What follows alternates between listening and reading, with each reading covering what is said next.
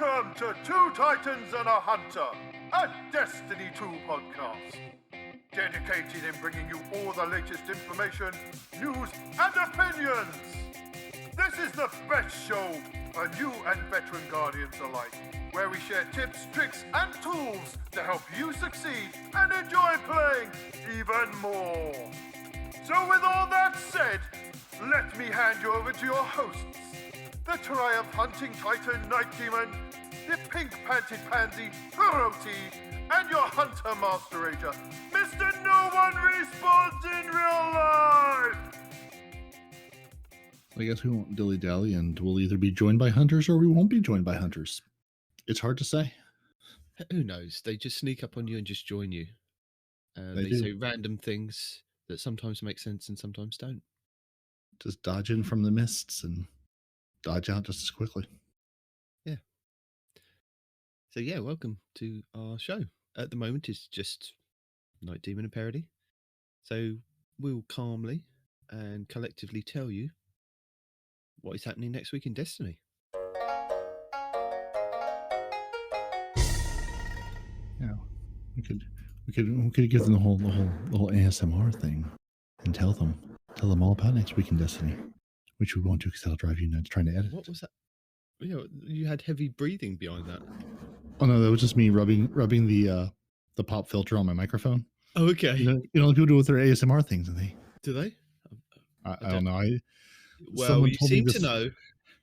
Well, every now and again when you go on Twitch, they'll be featuring like someone on Twitch, and they'll be like whispering into their microphone, and then they'll be just like playing with the microphone or like playing with Velcro or something. I don't really understand it. So do we do ASMR next week in Destiny then? I think we should. I think we should tell them that the breach, you can breach the Scorn's hideout and defeat Frickfril the Fanatic in the Hallowed Lair Nightfall. That's good, because that's probably going to be the last week that you could probably do that on an easier difficulty to get some of those triumphs. So if you've got a competent team that can't get electrocuted in that last room, try that. It does need to be your whole team. If you can't do that, and you're trying to get your Ascendancy ornament still, you could enjoy bonus Vanguard ranks in the strike activities all week long. Yes, and yeah, get stuff in strikes. That's good. And then Lord Shax just got lazy, and he's going to bring Clash to the Crucible. And that's all you do is shoot people. That's it. There's no objective. There's no funny business. It's just 6v6, kill people. That's it. The end. Full stop. That's also good. That helps you feel better. And they did say that they made a mistake last week with what was happening next week in Destiny. And what was that mistake? That they said the GM catch-up node would go live, because apparently it has been live for some time, which is what we thought anyway. So, yeah. So we were rightly confused. That's good. It's good. Yeah, everyone was confused. And here we are thinking there should be some other like node they were going to bring live, and then they didn't, and it was sad. Yes. So welcome to ASMR, Two Titans and a Hunter. Not a fan. A quiet, low-key Destiny 2 podcast. Look, if you're going to die, go and die in a corner. And the ghost can resurrect you later on when you're safe. Already. We lose more hunters this way. They just keep dying one after another. Guardian down. Right? So how are you feeling this week? Because I'm sure the Respawn Army would like an update on how their leader is doing. Have there been vigils? Supposedly, I'm negative. I don't feel negative. I mean, I'd say you're always negative personally, but you know. Yeah. COVID. Negative for COVID. Sorry. I forgot to specify. Good morning to you too, Golden. Everybody good. Everybody says good morning, guys. There's a lot of good morning. So good morning, everyone. Or good afternoon, good evening, and good night. No, we haven't got that far yet. There's about another 6 hours worth of podcast to go. Do we? No, 4.5 minimum. No, he hasn't been here for a whole week properly. So there's lots of opinions that have built up in his head. They may not actually be anything to do with the game. He's forgotten about all those since last week. It's fine. He'll have new opinions this week. Yeah. Respawn also resets every Tuesday. That's the beauty of it. Respawn resets every 2 hours. What are you talking about? Oh, goodness Oh gracious. dear! Before we get too far down the rabbit hole, and Too late. I'm going to tell the people what they can buy in Eververse next week. Well, I will remind them to go get their 700 Bright Dust from Eververse so they can buy more things from Eververse. But you should just wait till next season. Just wait. But if you can't wait, what should they buy, Nitedemon? Well, going along with our ASMR, we have the exotic emote for 1,000 silver. If you like, was that a shish or is this? I'm concerned. Are you shishing or are you being electrocuted? Oh, my word. Hopefully, maybe both. Hopefully the audio comes out well, and I'm not just. That's what it sounds like. You're buzzing, yeah. It's meant to be a shh. Well, see, that was a shush. That was nice. Oh my word! If you're a fan of Le Monarque, we have the Poisoned Wings spread ornament for 700 silver. We have the Last City Silverbird exotic sparrow for 800 silver. And then we have the Fantastic Shell. So it's a ghost in a van or car for 600 silver. With wood paneling on it. That's... Dang it. I just told people not to buy things, but that's really good. No, don't buy it. Who doesn't want a wood paneled ghost van to then put in their vault and never look at it again? Okay, you've convinced me. It's silver. That's real world money. That means I have to actually go out and earn stuff. Oh yeah, that's definitely not going to happen then. You're right. Good save. But if you have earned yourself some real in-world money called Bright Dust, don't buy the Concentrated Matter Gem or the Glimmer Shard or the Scavenger's Boon. You don't need those. No. Just move straight past those. But you have the Drone Flight exotic emote for 3,250 Bright Dust. You have the Oburate... Oh, God, these words. Obdurate economy. It's That's okay. It's a wooden panel. It's a wooden panel van ship. So yeah, don't buy the wooden panel van Ghost. Buy the wooden panel van ship. Then you can drive around the universe in a minivan. It's phenomenal. 200 Bright Dust. Doesn't that remind you of that one movie a long time ago where there was an actual family traveling around in space and it was a wood panel, not a minivan, but it was the station wagon. Oh God, what was it, man? It was a family, and they somehow accidentally got zipped off into space in their station wagon. Are you sure you're not thinking of Spaceballs? No, I'm not thinking of Spaceballs. Another good reference, but that's an RV. Hold on. Family. Oh my word. Yep. Family station wagon. The Paraversal Singularity. I think I've said that right this week. If not, tough. 450 Bright Dust. That's your legendary transmat. We have the Calico's Finery, which is your legendary shader for 300 Bright Dust. It's clearly Chalco, sir. That's a CH sound. I love the fact that you actually have brought this page up as well so that you can follow along for what I'm saying and correct me each week. I do appreciate it. Mm-hmm. It does make me laugh. We came to get started. We did. That's your exotic emote for 3,250 Bright Dust. Sounds like Respawn's going to have some wild thoughts. And you can buy some of those wild thoughts for yourself for 400 Bright Dust. Right? Yeah. Would you also like a monstrous shell for 2,850 Bright Dust? Arrow of Time, a ship for 2,000 Bright Dust. You could also have a galvanic fork vehicle, Sparrow, there's the word, for 2,500 Bright Dust. Yep. And a very fancy pink mist for your malfeasance for 1,250 Bright Dust. And you could buy the Trials of Osiris projection for 1,500 Bright Dust, but I wouldn't. It's a projection. No, just no.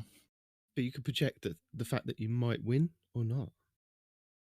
No, because if you've already bought the Indiana Jones hat, you're never taking that off. So period, full stop. There are other projections, but none of them are as good. Okay. Well, somebody was asking me, and this concerns you too, since you're also streamers. They're like, "How does the Stream Deck Who? treat you?" Right here.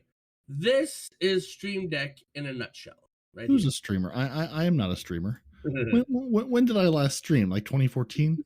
In the right dark here, ages? not responding. This is 90% of the Stream Deck.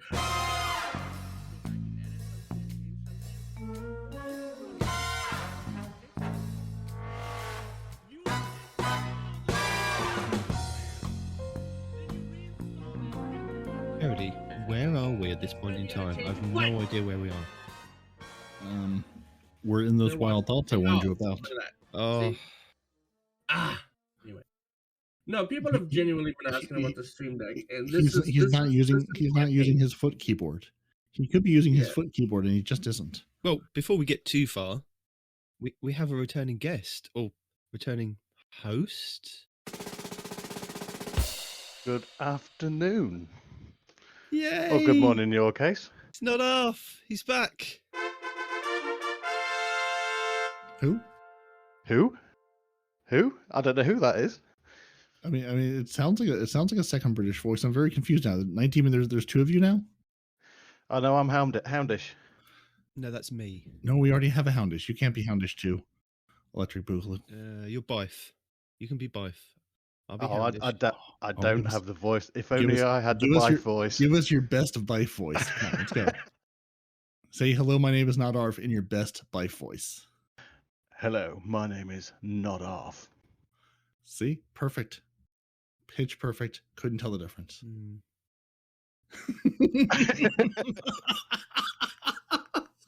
Wouldn't have gone that far. The disapproving is the best part of my I week. think I can mute all. Now, hold on. Let me test this. Can y'all hear me now? Yes.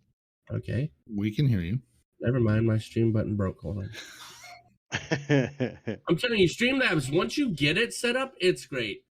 But all the steps between A and B is a nightmare. All right, here we go. Stand by. Testing 1, 2, 3. Testing. If only there was a time he could have done this, not in the time we record every week. Yeah. Like any of the available hours in the entire rest of the week to sit down and play with this. But no. I'm glad he chooses us. The good thing is the people that are in the stream You're my guinea pig. have to put up with this, whereas the people that listen to the podcast have it all cut out, Yeah. and we can just move on You're with the my lost guinea sectors for next week. pig. No one's running lost sectors at this point. You either have what you want or you don't.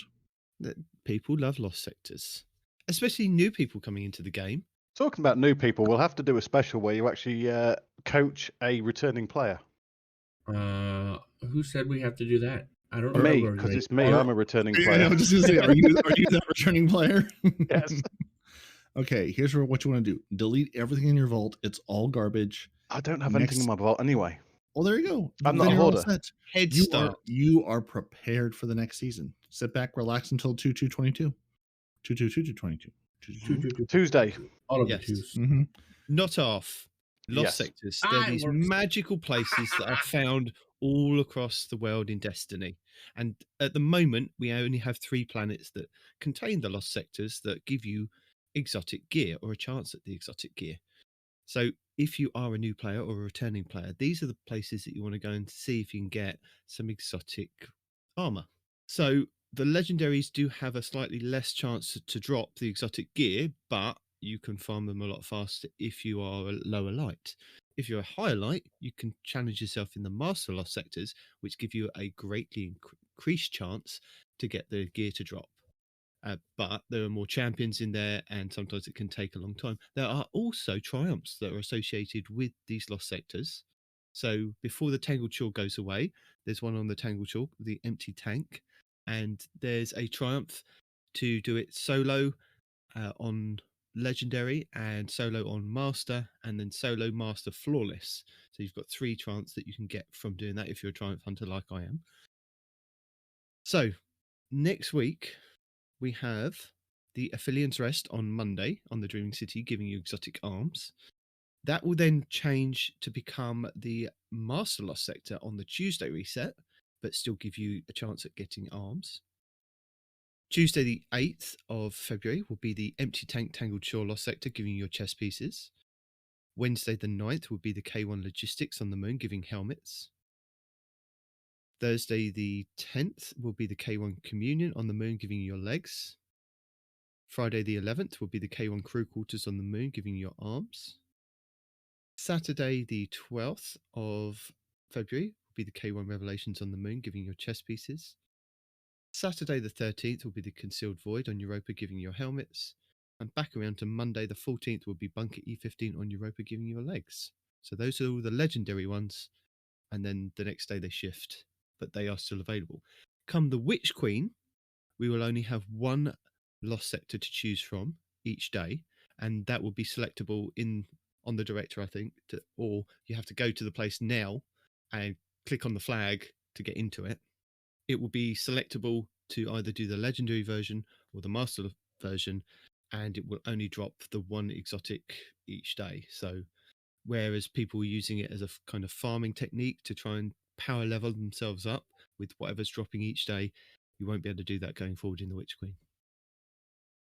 So yeah, we have some guides from PV Shifty, Time Sausage Gaming, and Legionless's channel and Ebontis' channel if you are looking for some guides on how to get into those and get those done. Highly recommend Ebontis because over Christmas he did a lot of guides for new and returning players coming into the game and what kind of basic legendary weapons and strategies that you can use to actually go in and do these lost sectors and farm them without too much of a hassle. So check those out. Okay. Well, Arf, as you're a returning player, we have featured a couple of videos going over new players coming into the game or just some things to do before the Witch Queen hits, because basically we're all going to be brought up to the same power level. We're all going to be kind of starting off on the same foot. So it's at the moment, it's just kind of, if you want to play, do some farm stuff and gather some resources. And he didn't want to talk to us. I guess not. Well, Guys, that was Arf. You told him to go play and gather resources. He's like, I'm out. I'm gonna go play and gather resources. He's like, I'm dipping. Deuces. That was your Arf. Yeah, that was your Arf visit for the year. Tune in next year this time for your next Arf visit. That's right, man. You guys thought he was gonna have lore? No, the lore was him existing.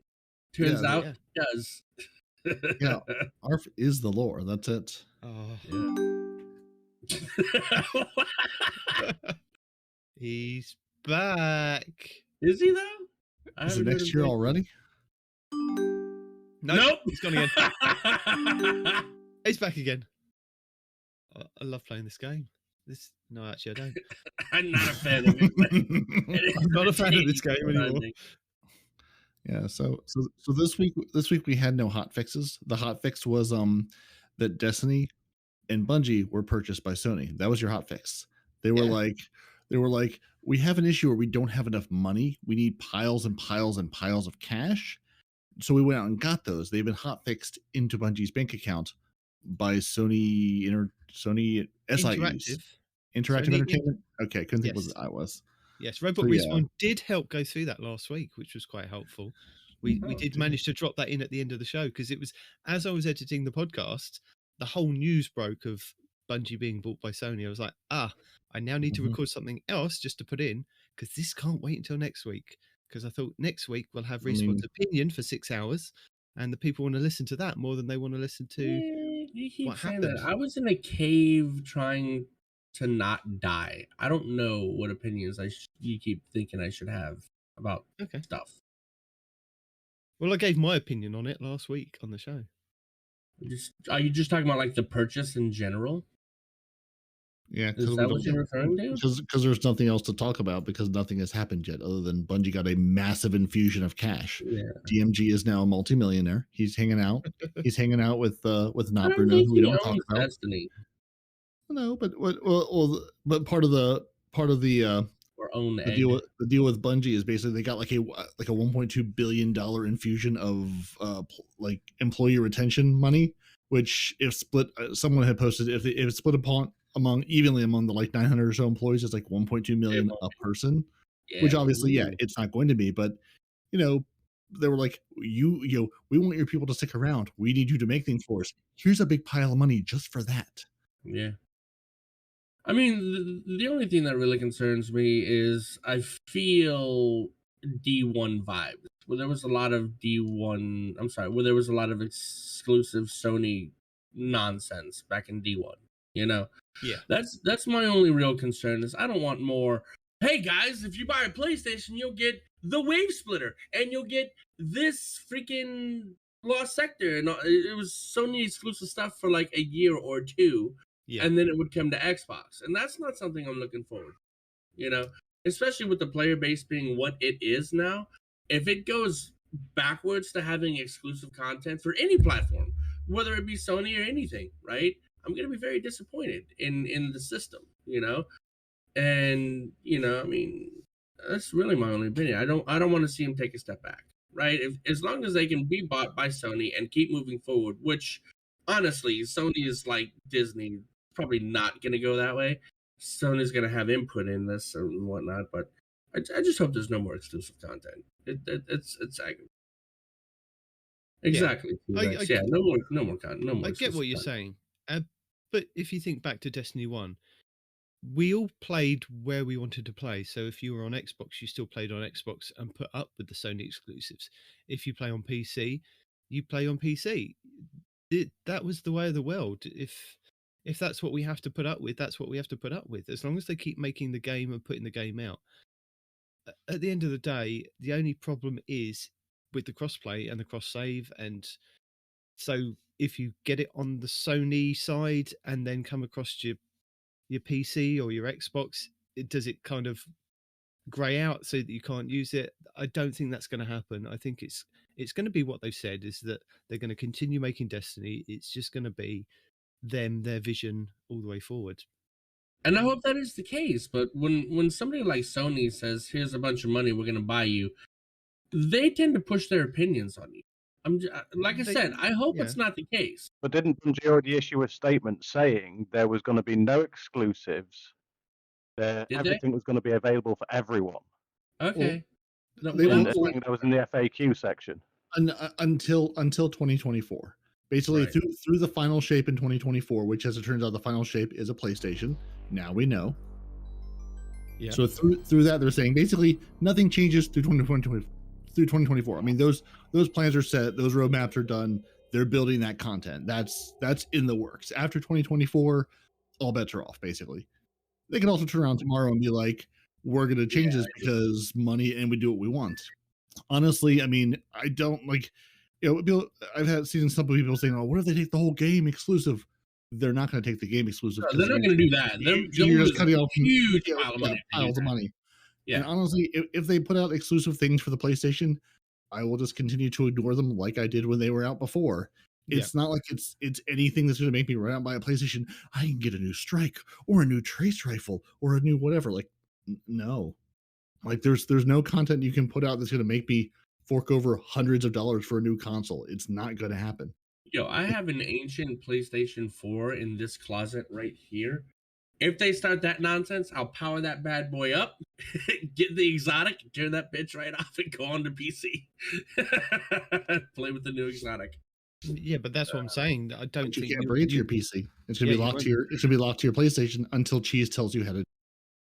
And that's the other thing with PC in the ecosystem. There's so many. I mean, and again, not a game developer, don't know how this works, but it feels like if you're limited to consoles, there's some level of control you can have over your game, more so than when you bring it onto PC. You're on a PC. The files are there. There's more things people on PC have access to, can do things. Yeah. I mean, look at the proliferation of cheaters on PC, for if nothing else. There's a lot of things you can lock down on a console because it's like, I'm sure there's some things you can do to hack around your consoles, but it's fairly limited as opposed to a computer. Yeah, so, no, the only thing you can really do on a console is like what they call memory editing. You have to take your save file, put it on a thumb drive, take the thumb drive to a PC. People can do stuff on consoles. Edit the save. They hook it up to a PC and they can do stuff. Oh, yeah. But still, you need access to a PC that'll change the memory files. They're just doing it by directly plugging it in instead of via USB. You and me, no. People like Peroty, yes, they have access to these things. I wouldn't go that far, but people out there for sure. Yeah, I'm much too lazy. I think I think the thing is that people are worried about what's happening with their game at the moment, Destiny. And they should be. They shouldn't. They No, really shouldn't. Really, in the short term, you shouldn't be. Like until 2024, don't be, because I mean, nothing is happening in the next couple of years. That I mean, again, it's just like people saying, "Oh, Sony bought Bungie because Microsoft went out and bought." No, this stuff takes years to get to in do. 2020. Look, there might be a bright side to this, though. There might be a bright side. This game has been in development for years. You're good for the next couple of years. Like they say, till 2024, those plans are more or less set. After 2024, all bets are off. I think the thing is that people shouldn't really worry about what's happening with Destiny at the moment, or entirely. I think this is a brand new kind of deal that they've worked out with Sony, and I wouldn't put it past Bungie to have a clause in the contract of, if we don't like this, then we will. There's a get out clause, because like Activision, they don't want to get stuck in another Activision situation. Yeah, because I think the confusing thing is that they've spouted for so long that they wanted to be independent, and I think that is what's really hit the community hard in trying to comprehend. They just got bought out of nowhere, just like, not out of hey nowhere, guys. But I think it's hard to comprehend that this company that have decided they wanted to go independent from Microsoft, they didn't want to be ruled by Activision, they wanted to go out and do their own thing, have now partnered up with Sony. And like I said last week, they got bought. Well, yes. Well, they got bought, but like, at least as they describe it, it's honestly more of like a publisher relationship. It's basically like we own you, but you're like you're a independent arm of Sony. Yeah, like it's not quite the same thing as like Microsoft buying Activision. Like it's, at least structured differently, or at least they say it's structured differently. Yeah. What it means to us, we'll see. Where they can create their own destiny, as it were. But I think people are asking, well, Sony don't just throw money at you and you get to do your own thing and you keep everything of yours. No, I think Sony see this as the other side of the coin of, you can create your game over here, you do you, because that's what we've bought you for. That's why we've given you the employee retention. You do the game. You know what? Yes, that's a good point. I'm sorry. But when people buy a successful franchise, right? Like, I don't know, Disney, and then they come and they add their own spin to it and ruin generations of what people have enjoyed, right? Just like you're saying, you've bought into Destiny because they're successful. Leave them alone. They are. That's what they're saying. I hope so, dude. I think that this is, Sony are going to make money off of everything else that Bungie could have created. Film, television, other media. That is where Sony are going to make their money. They're going to say, you continue doing your thing over here, and if it comes to doing films, TVs, we will take your story, we won't play with that. We will turn that into said film, television series. We will make the money off of that. That's what we're buying into, the franchise. I think that's where they're going to make the money. Well, it's that, and something else that I've seen people talk about this week that I didn't even think about. Bungie is very good at building long-standing, interactive, ongoing games and worlds. Look at Halo, look at Destiny. Yeah. That's one point that was made, is Microsoft, is good about getting, and now with the acquisition of World of Warcraft, and so it comes down to partially to subscription money. You play a game that's live and active and evolves every single week, and we're not paying monthly for Bungie, we're not paying a monthly subscription fee for D2, but we more or less are with every couple months with the expansions and silver and everything else. Well, you do that with whatever you have, like your Xbox Game Pass or your PlayStation. Well, that's what I mean. Like, one of Sony's weaknesses, like, they make amazing, single player stories. Like, Sony does phenomenal, I'm going to go and enjoy this adventure alone in my house. Mm-hmm. One of their weaknesses is they don't have these like ongoing online interactive living worlds. And one thing I was seeing this week is they were saying, they're buying Bungie not to mess up Halo, not to mess up Destiny, not to change it, but to say, you're really good at this. You have a skill set we would like to have. We would like you to share this with the other studios we own and work with. so they too can build long-lasting, large, interactive things that last, a decade. Plus, there's also an element of they need to compete with Microsoft with the Game Pass. Totally. Yeah, I mean, if Sony turned around in the next month or two and went, we've got our own Game Pass. If you are a PlayStation player, you get to play Destiny for free. That's it. It's included in our Game Pass. That's probably why it's been taken off of Xbox Game Pass, because if Sony own it, they can put it on their kind of Game Pass, or just you own a PlayStation, you get to play it for free. All the expansions, etc. That's how they get their players onto PlayStation. The rest of us have to pay. Well, you got to own a PlayStation and you have to have the PlayStation Plus or whatever. You got to have them both. Yeah, but people do that though. Still, yeah, I know that.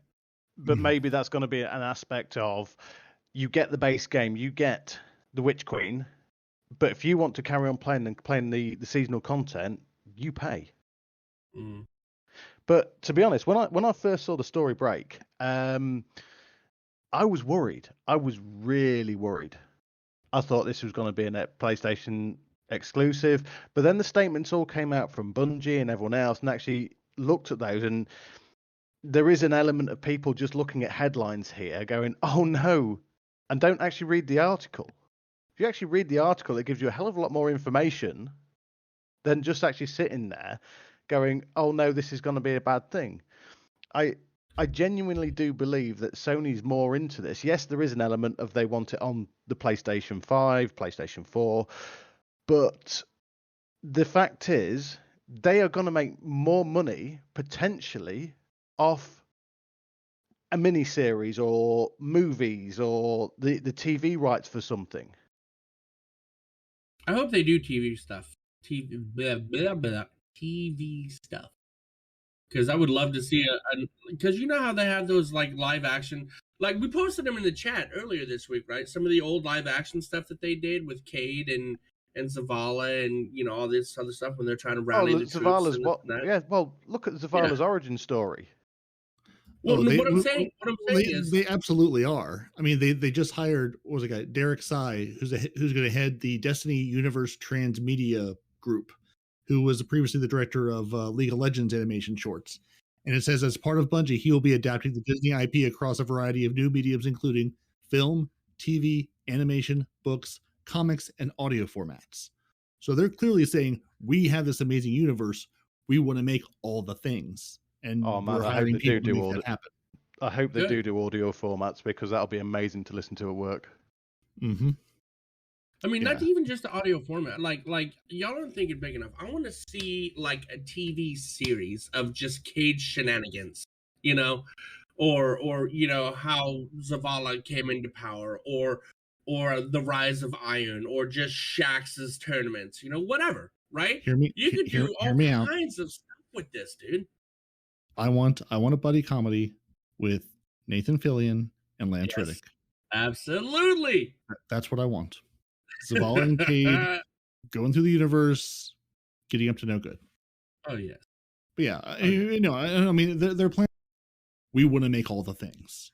I mean, they're looking in all the directions, and now with Sony, it gives, and I think that's part of what Bungie's short term but longer term impetus to this is they need money to do all these things. Independence is great, but independence doesn't get you billions of dollars. Having access to fresh new billions of dollars means you can start hiring people. You can start building these, staffing these positions to build these things out, to make TV, movies, comics, etc. So I think, at least in the shorter term, this is giving them a launch pad to do this. And obviously Sony, with Sony Pictures, gives you a place to make all these things happen. And maybe that's part of the agreement, saying, we will absolutely throw money at you. Basically, we're investing in you to build out TV, movies, comics, all these things. And then you'll bring them out to, Sony will be your distributor. Sony will make their money on the back end of that, going, you'll put them out through us. We'll help you on the front end to create them, but then we get a piece of the action on the back end by these being Sony productions. Yeah. It's a bit like what Sony have done with SpiderMan. They made their own SpiderMan films. They were reasonably accepted by the community. They made billions of dollars off of making the Amazing Spider-Man and the normal Spider-Man with Tobey Maguire. But then it wasn't until they partnered with Marvel because Marvel said, look, we know how to do this. You let us do this, you get the money. And look what they've created. They've created this amazing film that everyone's kind of critics have loved, you know, the community have loved. If Sony have got their heads screwed on right, then at this point in time, if they do what they've done with partnering with Marvel to make the Spider-Man films, and they do what they do that with Bungie, I think it's going to be a winning combination, because Bungie just needs the money to kind of get going to do these things. So it's all good from my perspective, anyway. I mean, to be fair, they didn't do too bad on their own Spider-Man movies. We're not talking about Spider-Man 3. That didn't actually happen. We don't talk about. But if you look at the box office receipts for these films, they weren't like, oh, we spent like 100 million on this and it only made 90 million back. They made they made their money back on these films because of the name of them. Yes. And I think they realized that they can't just make money on the name of a film anymore. There has to be something more to it. And if you let the actual creators of said franchise get involved in making the films, they can make money and they can make good films. Just look at Ghostbusters Afterlife. That they made Ghostbusters Answer the Call, which is okay. It made more money than Afterlife overall box office wise across the world, but the fans have warmed more to Afterlife than they have the female version, because of the origins of it. It comes from the original Ghostbusters. It's made I wouldn't even say that. I would say the storyline is no, what but got it's me. made. Yes, You but know, it's made by the Ivan female one, Reitman. They invested too much in over-the-top slapstick comedy and not enough in storyline, whereas Afterlife invested very heavily into the storyline. Yeah, and you added jokes Afterlife here was and there. amazing. It was pretty good. Yeah, it had the original creators. You had Ivan Reitman, you had Jason Reitman in there. Dan Aykroyd was fully on board with this. It was everything. It was like you got the original cast involved in it. You've got the original people back involved in it, and people will buy into it. They're going to build another franchise off of it. Well, the only person they were missing there was I want to say Alan Rickman, but it wasn't Rick Moranis as the lawyer. I just really wanted to see him pop up. Actually, married to the key master, right? married to Janine. Yeah. Oh God, that's right. They did get married. They didn't get married. I forgot about that. They didn't get married. They were going out in the whatever. second one. They were dating. Whatever. But yeah, but I think Sony have learned over the years that you can't just like buy a name and just run off with it. It doesn't work like that anymore. People want the original creators. They want the quality. Yes. And I think there has been so many bad movies recently that they need to put more quality out there. Yeah. And I think that's what they're going to get with Bungie. It's more of a partnership than it is a complete buyout. Now, I agree with Ty Guy Travis from the Last Word podcast from IGN. He was quite down on the whole thing. Full title and everything. I'm not shy from, Can you give us an episode number, a date, a time? I can't remember the episode number. It was this week anyway. And I'm going to also plug the Massive Breakdown podcast later. But the plugs us, dude. You're way too nice about that. Who cares? It's not about that. Anyway, I think he was pretty down on the whole situation, and I could see where he was coming from. He was down on the fact that Bungie, again, had been spouting for so long they wanted to be independent. And then he did elaborate on this, that over time, boards will change, people will move in and out of studios and things. And eventually, Sony will have complete control of Bungie because of this is how things work. Pete Parsons probably won't stay there beyond, let's say, 2025. Other people may move on and come in. And slowly but surely, the Bungie that we know now won't be the Bungie in 5-10 years' time. But then that is across all studios and things like that. They could be. It could be, It people could be just better. We can have like Street Fighter skins instead of dinosaurs. Rise to power. But that is the general. Ryu takes out Yoda. Hadouken! I'm sorry. Continue. That is the general gist of business anyway. People moving in and out of jobs and away from jobs.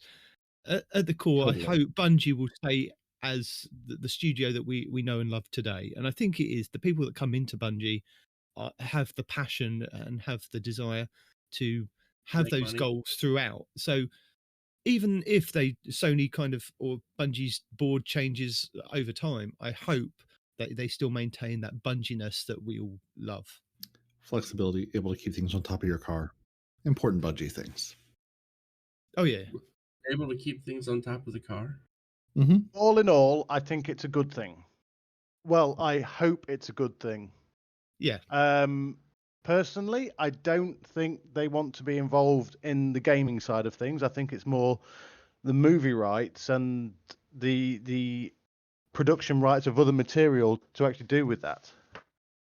The Destiny Transmedia universe. That's correct, yeah. Yeah. We have our Marvel universe, we'll have our Destiny universe. I like it. Exactly. So, seeing as we've already dived into this week at Bungie for the 3rd of February, did you know, Go Guardians, 1 million players have pre-ordered Destiny 2: The Witch Queen? Have all of you pre-ordered? I have. Dude, I pre-ordered the day it came out, man. Yeah, many months ago, I said, "Here's all the money for all the things." So you're 'Cause saying I have to buy it?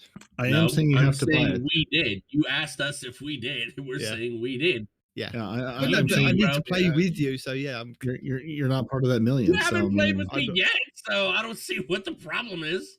why would you start now? Yeah. He means more in the macros. Just like I don't do micro transactions. I'll do macro transactions. I'll give you the $100 for all the content for the game, but I don't care how pretty I look. As long as it's pink. I also did get around to actually finally watching the Weapon and Gear trailer that I've now seen frame by frame across the Destiny world this week. But I actually watched it in its entirety in moving format too. So we will link that in the show notes. But things I pointed out in the trailer, because I thought I'd really worry these guys by starting taking some screenshots and putting them in our show notes. And I did about 5 or 6, and I thought they're going to start getting worried now. He's going to do screenshots of everything and talk about it. It's not worry. It's just, it's an inevitability we've come to expect. No, I'm not though. I'm not gonna. I'm just gonna go over the basics. Mm-hmm. Well, hang on. Before you go over the basics, did you see the trailer where the Guardian fell to his knees? Yes. Is that the Yeah, trailer that was an emote. they've linked in the TWAB? Yeah, that was an emote. Well, what Or does is that this a remind different you of? An emote that I've seen Well, no. so many times. Think back in the Red War where the Starfish of Death went round the Traveller. Yeah. Okay. Our our light got Guardian, taken. our light got taken. Okay. Could that be potentially where the light comes from to power No. up? No.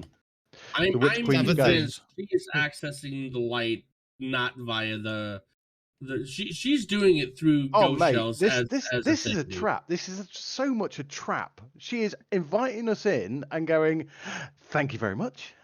No, I don't even think it's that. I'm And convinced we're stupid that enough the to go ghost in. shells Is she? We are. are just a conduit for her to access. Come make me into a gun. Oh look, you've got no light anymore. Thanks very much. Is this a Matrix origin story? Are we all going to become batteries? No, Technically, I Is don't this, think that's it is at this all. how the Matrix starts? Does Cade come back as Keanu Reeves? I need answers. What do you mean how it starts? How do you know it hasn't started already and we're in it? Oh, we're clearly in it, but I'm saying this is like where the Matrix itself really begins. Yeah. This whole thing's been a simulation the entire time. Take planets away randomly. We've been in a simulation since day one. The whole tower being destroyed was just a server crashing in somewhere, so they had to rebuild it and put us in a new simulation. You know this makes Telesta the chosen one, right? I think chosen is a strong word. in one screenshot that I took, there's a glimpse. I think it's a Titan or a Warlock holding a new Iron Banner hand cannon. Then we have a returning auto rifle, the Valkyrdine, 700 RPM Valkyrdine. Nice. Yeah, that's good. I Very could nice. get rid of the 2 that I've got in my vault. if they match Mhm. up. So at least it gives me something else. Sometimes that's why I keep. They're going to have new perks because you're going to have one with a perk that you can't roll on anymore. So you're going to have to keep that one in addition to the ones with the new perks it's going to have from Well, no, everything else. if they come with better perks, better Mhm. range and things, I'll be quite happy to swap those out. So I keep them just to measure them up They're gonna against have in to. game. What do you mean if? They have to. Oh no, it's going to come with some perk that no longer rolls on that auto rifle. Keep because you can no longer get that. It's going to have underdog, which they're going to take out of the game. Then you'll have underdog auto rifle, which you'll keep for some reason because this is how Night-Demon's brain works. So we've got to look at our 3 glaives for our Hunter, Warlock, and Titan. Well, there's only really one that counts on here, and that's the Hunter one. We can ignore the Warlock one. The healing buddy. No, see what you're missing is the Titan Glaive can place a protective shield, so it can shoot a bubble to a faraway location. You can then lunge into that bubble with the glaive in your hand and destroy things in the bubble with the sword. Yeah, but you and Demon will do that just as I'm about to let a rocket off, and I'll die. Oh, absolutely. Well, that's your own fault. Don't have the Yeah. rocket out. Bungie should have just said we're removing rocket launchers from this game because I'm absolutely going to put bubbles on people and it's going to be amazing. Purposeful or not, it won't matter. So yeah, your Titan Glaive is the edge of action. You can place a protective shield, so a bit like a Titan bubble. Warlock Glaive is the edge of intent, where you can deploy healing turrets. And Or your Andes. Hunter Glaive is your edge of concurrence, which is tracking chains of lightning. So you just want to be a Titan. All those times that Respawn said, "Oh, we want this, we want that." There you go. You can have some electric from the Titans. First of all, Does it I kind didn't of feel vote like for they just got a little lazy on the Hunter one? I would mean, prefer- I like I would sort of prefer a understand desert they're all related. Does the Hunter one just feel lazy to anyone else? yes. See, what I see this is as when we first started Destiny and you only had the 2 subclasses. You remember that, guys? When we had Destiny 1, you only Yeah. had 2 subclasses and it was rotated round. I see this again as with these glaives. The Hunter gets the electric, the Warlock gets the solar, and the Titan gets the void. For now. Because these are the abilities that come with those You subclasses. forget we aren't can they? change stuff. We don't know how deep that crafting system is going to go. No, we don't. But Yeah, at but the moment, this that's what is happens. initially on launch. These 3 glaives. Exactly. Could it be because are they going down the route of as we power them up and upgrade the glaive? Is it potentially then going to unlock other class abilities? Class just bigger and abilities? bigger Or you mean bubbles. glaive abilities? Glaive Well, abilities, but yeah, but like we effectively have class for the class. abilities, but in the glaive. So, Yeah, like yeah. in the Hunter one, you get the I'm thinking, chain absolutely. lightning. The further you Once go, the you more upgrade it, experience you get can with actually the then weapon, the more start. things you unlock with it. Yeah. Yeah, so I'm then convinced. you can start shooting out blade, do a swing, and it does like a blade barrage or something. Yeah, Ooh, that I was think dirty. this is going to be this expansion's version of us powering up Stasis. You remember, like, for the last year, we've been going to the Exo Stranger, we've been going, oh, give us a new aspect or fragment, and we can then change what we're doing with Stasis. I think this is going to be the thing for this year, is that each expansion or each DLC will give you a new part to the glaive for you to then go off and craft and make it do something different. Well, that would be interesting to actually see if they would tie it in that closely with the subclass we're running, so that glaive then mirrors the subclass. Yeah. So we also have some exotic weapons that are coming. Would you like to tell us about those, Hunter Master Rager? Sure, we have some exotics. Let me move this over here so everybody can see. All right.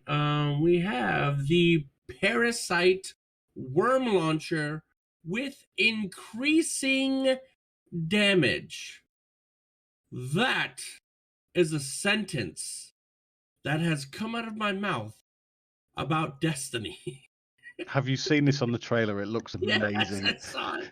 It doesn't look amazing at all, dude. It looks creepy AF. It looks like something like when you've described what happens in Borderlands, something really out of mind stupidness. Yeah, but okay, is okay, now in look at Destiny. the picture. Look at the picture. You see up there, the barrel looks rifled, right? Right at the tip, it almost looks like it's rifled. Now I know rifling's on the inside, but just think about it, right? This thing has got a barrel, and the tip of the barrel looks like it's rifled, at least on the outside, right? I think that's So just this an optical poor reason. little worm, this poor little organic living thing gets launched out somehow. So we don't know if he's propelled out with air or an explosive or whatever. So somehow he's getting launched out of this thing, probably hits a rifling. So now his little flesh is getting shredded as he's getting rifled through this barrel, and then gets blown out the front. Yeah, no. I mean, honestly, I looked at this and I remember when they did the colony and they said the tracking grenades, the bug grenades were based on like the behavior of the rabbits that they had running around the EDZ at one point. Right. I just love they're just like, no, we're just gonna let you fire worms at things because we're gonna fight the hive and be like, hi, we're gonna shoot worms at you just to insult you even more. But these are secret bomb worms. What's not to love? Okay, well, so first of all, going back, we are in fact shooting worms, like hive worms at people. Now, these worms, according to lore, they get inside you, and now you have to feed this worm. So are we just running around creating Crota after Crota after Crota after Crota after Crota? Hey, congratulations, Dredge! I have now just fully upgraded you. Where do you think the hive guardians come from? Gotta start somewhere. And then it increases damage. So, like what? The first worm comes out, detonates, the second worm comes out, he's even bigger, right? Mhm. Like, increasing damage worms. Or does the one worm act like a void grenade, right? He lands, he kind of puts off like this poisonous aura, like little poison fumes coming off of him, and then the longer you're in there, the more damage it does to you, kind of thing. No, what it is, they're all related, you see. So you send the first worm out, he doesn't kill you, so they send his big brother. Mm-hmm. Well, anyway, that's what it looks like, guys. Grenade launcher. Worm launcher.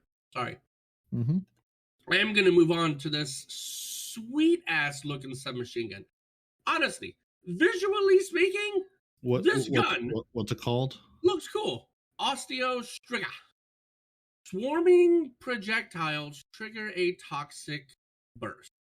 That's now, what it's called. swarming, that catches my attention. Are they tracking?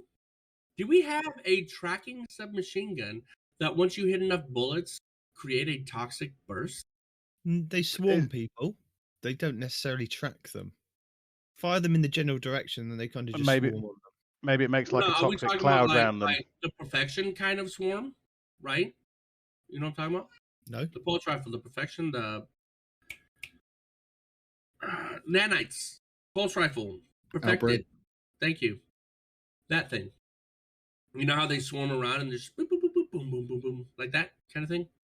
No idea. Makes sense. I've not used it yet. I'm sorry, what? The new weapon he hasn't used. I've not used it yet. Oh, okay, yeah. Yeah. I mean, swarming. That's what comes to mind. Swarming, like you said, swarms around them and then tracks them because you can't track or you can't swarm without tracking because. And then they'll just the leftover bolts almost just hang there in the air when the target's dead. I guess so. And then if anybody runs into them, maybe this is actually. You might be right. Maybe this is just a submachine version this of is the Outbreak. Telesto, the submachine gun. Not Telesto. No, this is Telesto, the submachine gun. So you shoot the little bullets, they swarm around somebody, and then they explode like the nanites do for the perfected. But instead of just an explosion, it's a toxic explosion. So it adds it's going to have the thorn effect where it's poisoned. Yes. That I'm really interested in playing with this, and this. We get day one if you pre-order. Just a little bit of a flex there. So you're saying this is not the SMG version of the Warcliffe coil? No. Oh. No, I'm thinking Outbreak perfected SMG form with poison. So the Telesto and the Warcliffe coil didn't have an SMG, baby? I don't think so. So I wonder if this will work really well with the narcotic grips for the Warlocks, the same way that they work with the Thorn. Oh man, if they do, that's going to be a PvP monster. That'd be interesting. Mm-hmm. Yeah, it'd be interesting. It'd be nice to have that kind of synergy between weapon and ability. Well, that's what they've kind of been building, haven't they? With Right. certain exotics pairing with certain exotics. So you pair your gun with your gauntlets, and it does something extra. So yeah. Well, they've done that with one class so far. No, they've done it with a couple of classes. You put your war Grand pig on. Overture. You put your gentlemen. sweet business. You put your Gentlemen. sweet business. You're good to go. Sorry, Mhm. Respawn. Grand Overture is a slug launcher that charges full auto missile. So, Oh, right. This is the one I was thinking was the grenade version of the forklift coil. you mean the heavy machine gun version? This is full auto missiles.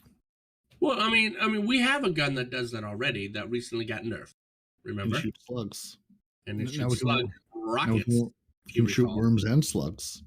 No, wrong. And that's just This a is smaller not worm. That kind of slug. Mhm. So I'm saying it's worms and slugs.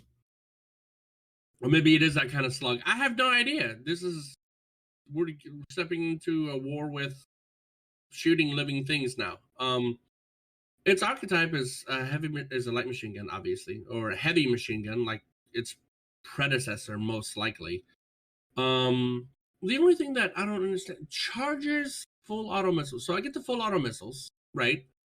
Because it's just like its predecessor. Slug launcher, again, just like its predecessor. But what is this charges nonsense? Do you have to hold it down to charge around and then fire it? So charges says full full auto. auto missile. Yeah. So Charges you full auto. almost. That's like an oxymoron right there. Well, no. Is it going to be like Devil's Ruin, where you have to hold the trigger down to charge it for the laser beam, but you get a burst of missiles come out, and that's your clip gone. That's what I'm. Xenophage. Thank you, T-Rex. Yes, Xenophage. Like an arc Xenophage is what So I'm yeah, thinking. yeah. Well, so in the trailer, I mean, you do see like him firing, like bursts, and then all of a sudden you get the barrage of full auto missiles. So maybe it's, So you shoot bang, bang, bang, bang. shots. Yeah, like you shoot for a while and then it charges up, and you get the missiles. Or it charges up with kills. Damage. Yeah, it kills or damage. Yeah, so it is works like a regular machine gun, and then all of a sudden you get the full auto missiles by triggering it. However, number of seconds, amount of damage, number of kills, whatever it happens to be. That sounds fun for like a boss. Like when DPS Iron phase. Man deploys his shoulder launchers, Mhm. the mini missiles. Gotcha.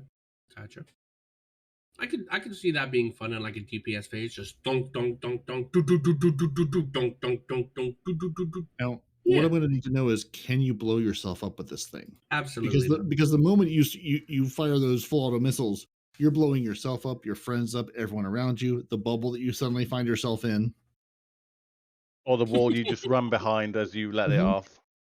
the giant stasis crystal you didn't know was there, something. So I really need to know, Bungie, is this more submachine gun xenophage? I don't blow up, or do those full auto missiles blow me up in the process? Because that thrall is just looking at me, being like, "I'm I going to would set it free." assume you could probably kill yourself. Maybe not with one shot. Always go with the latter. Everything blows everybody up. Yeah, Mm-hmm. that's what I'm thinking. Now, here's something I don't know if I have a strong opinion about. I'm just kind of, Yes, you do. right? So Mhm. for our new exotic armor hunters, we get a Blight Ranger helmet. And what this does is for our middle tree arc, our reflected projectiles deal increased damage. The only thing I can see this making any kind of sense is like some kind of PvE activity where you got like a witch slinging projectiles at you or something.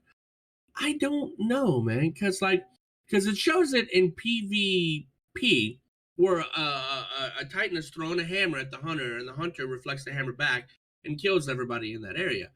But we already do that, if right now without this exotic, But now you if could do that it better. Titan throws that hammer at us and we reflect it back, it kills him anyway. Yeah, So- but then if it's got increased damage against and it's a hammer, you've got the explosion effect there, so that will do it over an increased area because there's more damage.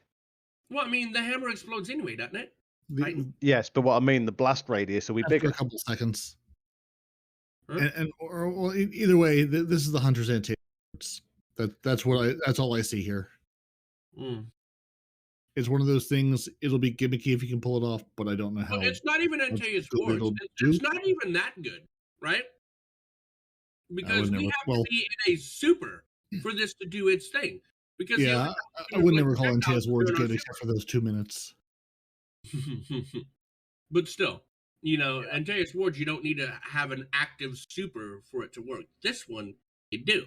You just have to time your slide perfectly. Mm-hmm. Which, I mean, even if that would still be, it would be aggravating, but it would be an option, instead of. Yeah, it's still just a very silly exotic. Yeah. I don't like, we gave you one. I think you got lazy. I mean, maybe there's some new piece of content this will come in handy for, but I don't know. Maybe there's some boss. Maybe you could reflect the ogre's eye beams back at him and do double damage, and that'll be helpful in some way. I don't know. Maybe the raid is all ogres. Seems interesting because I can't tell you how many times I've turned a corner and there was a Titan barricade there, and you just walk through it because it was around the corner. So right here, the Hoarfrost Z chess piece, which aesthetically speaking looks pretty cool. I'll give you credit. A stasis wall replaces your barricade. Now, when it said stasis wall, this was the ice crystals, wasn't it? A wall of crystals? Isn't that what it was in the trailer? Same thing if you throw your initial stasis grenade, the big giant stasis. Yeah. So that being said, that wall is going to be weaker than your overall barricade because your barricade can take more shots than those ice crystals can, right? My question to Titans: why? I would love to. Why would you ever use this? The only thing I can think of is if you've got somebody come up to the other side of it and you shatter the stasis wall, they'll take damage from that. Yeah, or something about, or it could be if using any of those when you're near a stasis crystal, you do more damage, take less damage. One of those things, just giving you more ability to make stasis crystals if you're really speccing into stasis, because Bungie keeps screaming weapon crafting, build crafting at us. So some synergy there. You know what? Actually, hold on. I mean, it could also be good. Use of a stasis ability without having to use a stasis subclass. Yes. Mm-hmm. So all these weapons that give you extra protection when you're next to crystals, or extra damage when you're next to crystals, or yada yada, this could be a way to access that damage and or protection without actually having to be on a stasis subclass, I think. Yeah. I mean, it's just ability to make spec into stasis better. I don't know, man. I don't know. Stasis is something I've largely ignored because I can't deal with the stasis super because I'm a drunken topper. I mean, obviously they had something in mind when they made this. They had. I'm just wondering what they had in mind when they made that. Right. Yeah. I mean, clearly we haven't seen any of the new content, so maybe there's a spot where this is useful in some way, or just it gives you again all the things you being near stasis, like you were just saying, it gives you ability to sort of on demand, more or less, or at least more opportunity to bring that up. Yeah. And give this a week of being out, and there'll be multiple videos out there saying how good this actually is. Oh, totally. Yeah. Or in just PvE, it just gives the hunters another thing to shatter dive when you're in PvE. In PvE, it gives you a physical barrier instead of one that people can walk through. Now, granted, the one people can walk through, we get damage. But this right there, if you just want to stop someone from chasing you, bam, physical barrier, you're not coming in until you blow up the ice cream. That's all I can really think, right? And then you strap Telester to the back of it and blow the whole thing up, and you kill everybody within a 4-mile radius. And get a full super in return, yeah. Okay, so the Warlocks, Osmiomancy gloves. Osmiomancy gloves. Osmiomancy gloves. Osmio. I know what Mancy is, but what is Osmio? Osmosis. Osmosis? Osmiomancy gloves. Additional cold snap with enhanced seeking. So it basically improves their grenade. What it says? You get 2 cold snap grenades. I see. Yeah, it gives you a second cold snap grenade with better tracking on it. I thought my brain was like, you throw the one grenade and 2 of the little chasey things come out. But yeah, no, you're probably right. So that's pretty straightforward. All right, not a real big mystery there. Okay. Yeah, double grenades for stasis. What's not gives you we're going to get your grenade back. All right, gentlemen, I have been summoned. Apparently, acceptable podcasting time has come to an end. Overstayed your welcome. Amateur. Yes. So, but could you answer the one question that people have been asking all this time that you've been missing? Yes. Is Arf going to come back with some more lore? Yes, I am. Good. Just not this week. Fair enough. I think the people just wanted a proof of life to make sure How- that you were still alive. Have you also been acquired by Sony? I Is your wish lore I'd na- have is some. your lore not- I'd have money behind me then. That'd be great. Yeah, Okay, is so your Sony, lore come not by going to be me. PlayStation exclusive. No, we've just been exceptionally busy at work and quite a few personal issues that I've had to deal with. Fair enough. But the people will be glad that you're back. Oh, I'm back. I'll definitely try and get back on next week. I've got to literally. I haven't played any Destiny or anything like that. I haven't had time. I've got to catch up with the lore as well, and go from there. Well, speaking of that, before you go, I think the end of the season will happen this week because we're 2 weeks out from our Witch Queen. So next week, the week before Iron Banner, I think is going to be where we get our conclusion. So hopefully Tuesday's reset, there'll be some more lore for you to kind of delve into, and then you can come back and tell us all the ins and outs of how it's going to affect the Witch Queen. And if anybody sees me on, please jump in with me and help me get through the grasp of avarice because I can't get past the boss. And take a picture so that you can prove that you're with him. I He's mean, the proof of life. I'm literally And then in there you right can get some now, silver from us. but you seem like you can't play. Have to find No, him. I can't. What platform are you? Xbox or PC these days? I'm both. He's everywhere. I mean, right. Not that it actually matters, but just in terms of friendless seeking. You can seek me on both because I have friends on both platforms, and I'll use the Xbox Game Bar to communicate, or through party chat, or. Bro, I got you.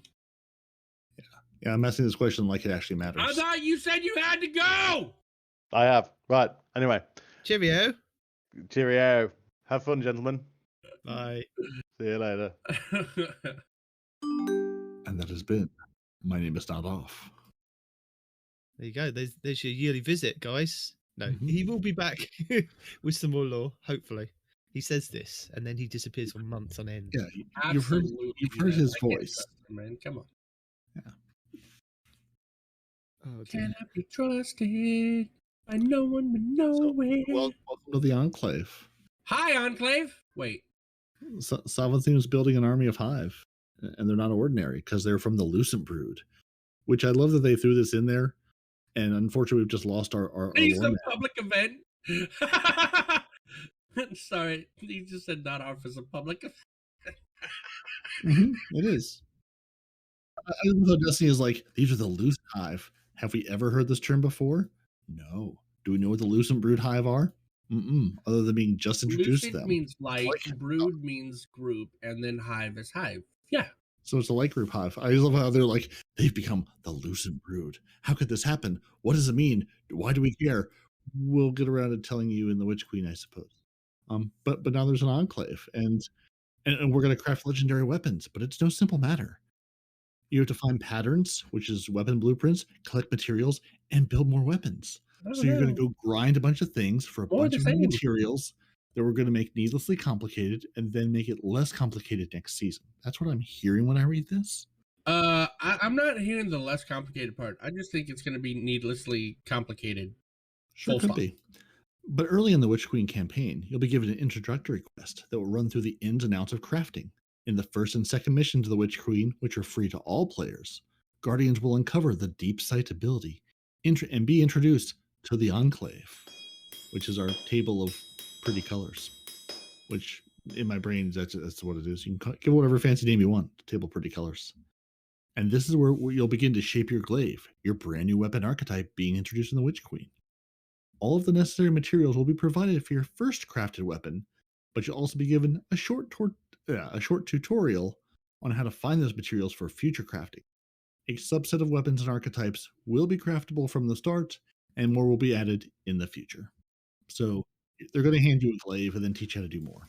Now, I hope with that you'll be given your first glaive per character. So if you've got all 3 characters, you'll be able to pick up your first glaive and have all the materials to do each one for each class, rather than you're just going to get one, and then you're stuck. So That's to be in the week 2 hotfix. okay. Our first hot take: this is just a reskin of Grandma Stranger Danger's Cookie Or- Bacon. They're trying to make you pick whichever one's your favorite child first. These guys just ignored me, didn't you? What? You- Sorry. I said our first hot Mm. take on this is it's a reskin of Grandma Stranger Danger's Cookie Baking Simulator. Well, that's all Destiny's crafting things are. Go. We're gonna take some materials away, so we can give you a material, so you have a whole different economy you now have to keep track of, and then you're gonna go grind content until you're blue in the face to get whatever thing you need. In this case, it'll be weapon patterns. You'll get the weapon pattern, and then you'll come back, and then you'll craft a thing. You'll be unhappy with that thing, then you'll go back and try to craft a different weapon pattern. Sounds accurate. Yeah, I agree. So they say, you'll get the deep sight thing, and then as they say, after reaching the enclave and crafting your first glaive, randomly rolled weapons throughout the game will have a chance to drop it with a new ability, deep sight resonance. So this will be used as you begin to target specific traits to craft. And for some reason I can't say craft today, so that's just working out real great trying to read this. That's fine.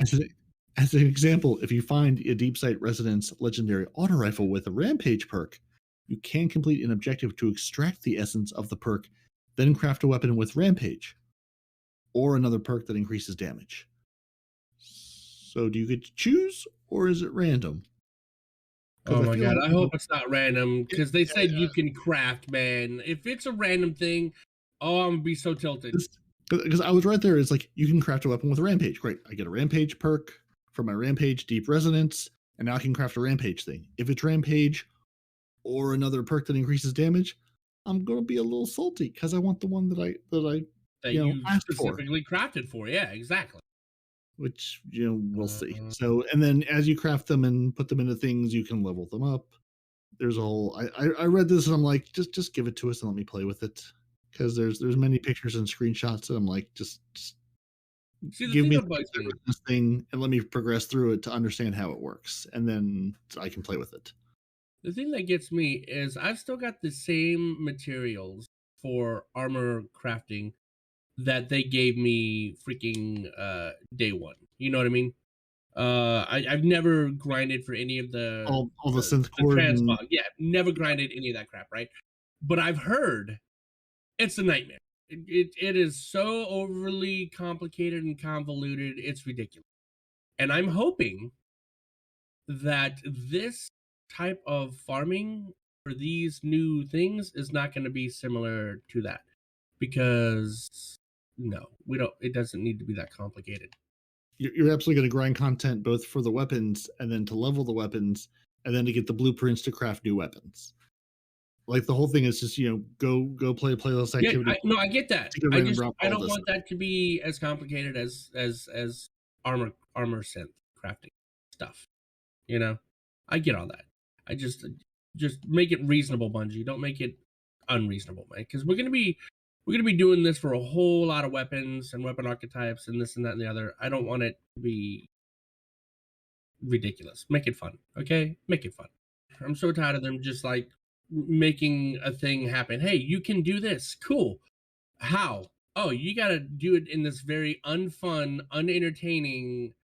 I mean, it's not even a grindy feeling. If it was a grindy feeling, whatever. But it's just, you do it because you have to, and you're not going to enjoy it. You're going to the dentist for fun. I've been to the dentist a couple times the last couple of weeks, so no, we don't talk about that. Exactly. You get where I'm coming from then. So yeah, it's just, I don't want it to be that kind of feeling.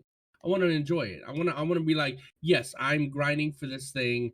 If you can't enjoy it, like if you can't make it fun, then don't make it long. Right? That's all I'm asking. Either make it fun or make it quick. That's what she said. But you got a 50-50 shot, Bungie. Make something with it. You know what I'm saying? Oh. Come on. It may not be fun or quick, or it could be both. Because like the example they get is this Forensic Nightmare SMG with the deep sight resonance on it. Mm-hmm. And to attune this weapon, you need to complete activities, and use this weapon will progress the deep sight resonance objective. So go run a thing over and over again, and use this weapon running that thing. So you I have do to it- use the weapon so I- as you're building it, so it's not even complete, and you have to use it in its incomplete. Well, no. This is the deep. This is the you get a random drop on the world, and it has deep sight resonance mod on it. In order to like unlock, you know, an example they gave, you'll get this auto rifle with the deep sight resonance thing for Rampage. You sort of have to like power that resonance up, so then you can craft something with the Rampage perk. So it's like you're getting this deep sight resonance. I'm trying to see what it does in this example. It just seems to be on this forensic nightmare SMG they show. It just says deep sight resonance. This weapon possesses a resonance detectable by your deep sight ability. Use this weapon in combat or to complete activities in order to tune the resonance and extract materials useful for shaping weapons. So, like, it doesn't say what this is going to give me. What does that do? It once I've resonates your done it. deep sight, obviously. Oh, Yeah. that's So I mean, so it's unclear to me, like in the example they give, what you're powering this up for, but or maybe it's just the resonance will be its own material. You'll one resonance in order to craft a thing. maybe. I feel like they gave examples, but they weren't very clear. Yeah. Oh, like Bungie does. Oh, I think this is a cross between Destiny 1 coming into Destiny 2, where when we got a weapon in Destiny 1, you had to power it up to use it to unlock the different nodes. I'd be fine with that. Yeah. But this looks like a shorter version of that. You've already got your nodes unlocked Shorter? for the weapons. Yeah. Well, yeah. You power it yeah. up to unlock an extra thing on it. The resonant element. You can extract the There you resonant elements from this weapon, and then you can use those to do a thing. Yeah. So it's a bit like Destiny 1. I mean, like the part of this I do like is at least use the weapon you want to make better, or use the weapon you want to use to, create these resonant elements with. It's not just like put this on and go run things and ignore this weapon exists. At least it's use it to make it better. Hopefully it'll be weapons that are fun to use. I mean, I don't know. The crafting, I've read this over a couple of times, and let me get it into my hands and play with it, because there's so many currencies, and it's so many. D1 is just you're given a weapon and you unlock the weapon. This is supposed to be crafting. This is supposed to be I grab a frame and I make the weapon what I want it to be, like an advanced version of the. I mean that's where we're getting to. That's what it is. So once you've crafted your weapon, Guardians will begin to increase its levels by using inactivities and defeating enemies. This is where the bulk of your crafting playtime will be. The more you use your weapon, the faster you'll unlock its full potential. So they say your enhanced stats and traits can be unlocked when reaching higher levels, granting slight bonuses to your weapon's capabilities. Our goal through the system is to give players a reason to invest in their weapons far beyond what masterworking could offer in the past. Each weapon you can now act as a long-tail pursuit as you look to make your freshly crafted weapon the best it can be. So like Detrick out there, where I'm assuming he is still maining his one true love, which I've now forgotten the name of that gun that goes when you shoot it. Graviton Lance. Thank you. Last I saw, he had like 30,000 or 40,000, some absurd number of kills on that thing. So if you have the one true gun that you main forever, this will give you, you can sort of lean into that playstyle and say, I can make this one weapon or these couple weapons a little bit better. And so they do have examples like of this again. I can't read what this it's some auto rifle they use as the example that I can't read behind the pop-up screen. But like you can unlock a high impact frame for it, slow firing. Come to high pass. damage. It's the same one above. Come Is to it the pass. come fast? Oh, okay. Thank you.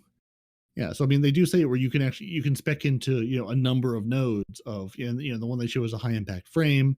It'll give you 10 handling, so you can say if I want more handling, I want reload speed. Like they have the impact range, stability, handling, reload speed, rounds per minute, and magazine like specs across the bottom. And so you can sort of spec into I want more handling on this, or maybe this one I'd like to have more range, or maybe I want a bigger magazine size. I'd be real curious if you can tweak the rounds per minute. I'm guessing not, or at least not in any real kind of way. But well, I mean, we're gonna have full auto for a lot of interesting. weapon archetypes next season anyway.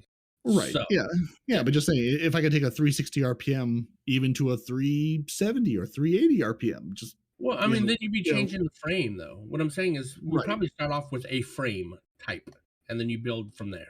Yeah. So it's probably it's probably those first 5 perks: your impact range, stability, handling, reload. Those you can probably play around with. And magazine, of course, you've always been able to play. Yeah. And I swear, as Jiminy Cricket as my witness, dude, if they implement into the system a way that you can fail an upgrade or something like that, oh, I'm gonna be so tilted. They won't do that. No, there's no randomness in that. Because I play a lot of RPGs, and this game wants to be an RPG, and RPGs have a fail system. This is still not that. Okay. Yeah, I mean, Bungie Destiny is still a looter shooter. In its core, it's still a looter shooter. It's got some things they've tacked onto it, but it's still your core gameplay mechanic is go do the same 70 times in a row. It's still a looter shooter. Fair enough. I'm gonna take your word for this, man. Your word for it. I mean, it's still Destiny, and at least they are going to give us the ability to modify your existing weapon. You can shape a weapon or reshape a weapon. So at least it's nice to say, hey, I thought this would be good, but it actually sucks. Let me fix it. Or I thought this perk would be amazing. Or just this was good and now, or this was amazing last season. Now the meta's changed and now I want to make this weapon do something different. So you can sort of, I mean, I like the idea of sort of hanging on to your favorite gun, but being able to tweak it a little bit to make it a little bit better, in the current moment or for a certain kind of activity. Or, hey, the new seasonal thing requires a lot of this. Let me spec it in that way a little bit. Now, I say all this knowing full well I will probably do very little of any of this because I'm lazy and stick with the same 3 guns. But I'm curious to interact with it. I want to know if this is a thing I can do. And Bungie, if I can do some of this building outside of sitting in front of my Xbox playing the game, if you give me a way to do this on the internet with computers or phones or tablets, that would be amazing. Oh, like the old school Dreamcast thing where you could take the little Sonic baby and take it with you and take care of it and then put it back in the game. Sure, that was a thing. Yeah, he said no. He said it's going to be a quick time event. You have to rapidly press X to get the force to go through. Oh, yeah, I mean that's always my biggest problem with all of these is just I've got time to play the game. I don't want to spend my time in the game crafting these things. I will go grind for the materials all day, every day. But let me, sit and build and look over and pull up the YouTube video that I'm trying to match, right next to it somewhere else. Don't make me sit there in the game and do all this, which is, like to your point, the problem with all the synth mod crafting. I can unlock more armor pieces, but then it's just piles and piles and piles of new armor sets that I have no way to sort or filter or favorite or anything. Like, again, you're giving us more stuff, but I need a way to manage it. See, my problem is Vault. Yours is manage. Mm-hmm. Well, your problem ain't going to be Vault anymore once you can just make whatever gun you want. Hey, right? I've been doing clearing. 8 rolls of the same gun. You can just change I've been that doing one clearing. gun. I've got 50 spaces in my Vault. I'm not saying you don't. I have 10 spaces. All I'm saying is this will help you clear a lot of those spaces because instead of having the 5 weapons with 5 rolls, you just have the 1 weapon and you can re-roll it at your leisure if the meta ever changes. You see what I'm saying, bro? I do see what you're saying. Yeah. But I still hold on to 1100 weapons because they're weapons that I still like to use. Like my Halfdan D. I only used it this week in Crucible. That was good fun. Destiny Fun Police will be very pleased with you when he makes another video about this gun's amazing, but you can't get it. 19 minutes ago, but I have it. Yeah, hold my beer. I have one. You drink beer? No, that's why he's having you hold it so he can play, and then you can have a beer. He's a good friend like that. Yeah. I don't like beer though. Can I have root beer? You know what you can have is you can have hotkey weapons or redacted foundry weapons or all sorts of other exciting weapons. You could. But what I've heard from around the community, this is a slight way of sunsetting the weapons that we've already got at the moment, which is true. They're making better weapons or more desirable weapons for us to obtain. So you go. These are weapons 1.0 is what you're saying. These weapons do better than what I've got in my vault. Like, if you're the kind of person that keeps like one flavor of every fusion rifle just because of an activity, because of the different burns, and something comes along better, this will get rid of that weapon and be sunset. Whereas if you keep the weapon because it's bloody good in Crucible, you're still going to keep that weapon. Bloody good in Crucible. Bloody good. Bloody good. If you say it with a British accent, I'm sure you can get away with it. But yeah, I kind of agree to some extent, and this is their way of sort of trying to alleviate the problem with vault space. But the problem is you need vault space to put these weapons in to start off with. We already have them. You guys are saying that we can do this with the weapons we've already got, right? No. What? No, we That's don't. what I asked earlier. I was like, No. the weapons we have in our vault right now, we can change when the system comes up. No. This Night Demon hit on a very important point. All the weapons we have in Destiny up till now are basically weapons 1.0. This is weapons 2.0, starting at No. All the weapons we've had are 1.0 and 2.0. This is 2.5. Or even 3.0 maybe. But yeah, there's a distinction to be made between everything we have and everything we will have starting the Witch Queen. Fair. But you know what's quite exciting about this one? Mementos. Mementos. You can have mementos. Memento Mori. Mementos. Is that the thing we've been asking, where we can put weapons like up in a little display case, and then they don't live in our vault collections, so we can put them back out? Is that what they did? Are those mementos? You'd hope so, wouldn't you? I would. I don't know what you're talking. What's a memento? It's a thing. It's yeah. So at launch, one weapon memento will become available for all players to earn through, drumroll please, Everyone's favorite activity, Gambit.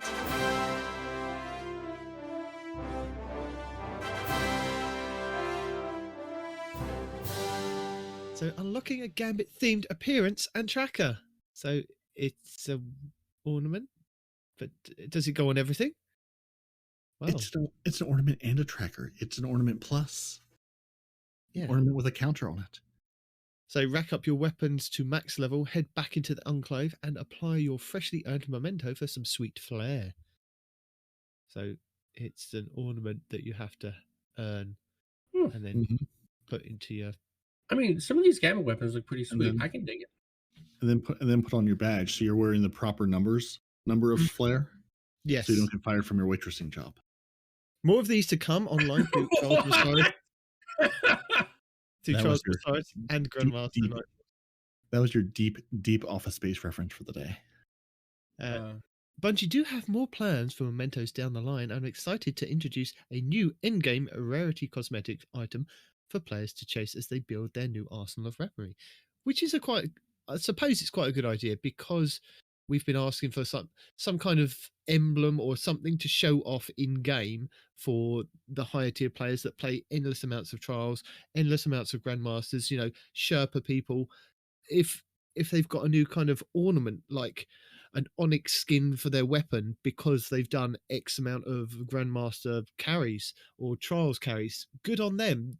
I think they deserve that, and I think this is something that's been needed in the game to entice the players to go and play and get these things. So Agreed. yeah, it's worth it, I think. So legendary weapons aren't the only things you'll be able to craft, Respawn. Wait, what? I was joking, but what? We can craft exotics? You can indeed. The upcoming Osteo Stringer exotic SMG and the 3-class unique exotic glaives can also be crafted through the Enclave once you find their respective patterns. Now, these are like the blueprints that we discussed earlier, aren't they? Hopefully, these things drop at the end of strikes, nightfalls, Gambit matches, Crucible matches. They're not going to be too hard to kind of go after.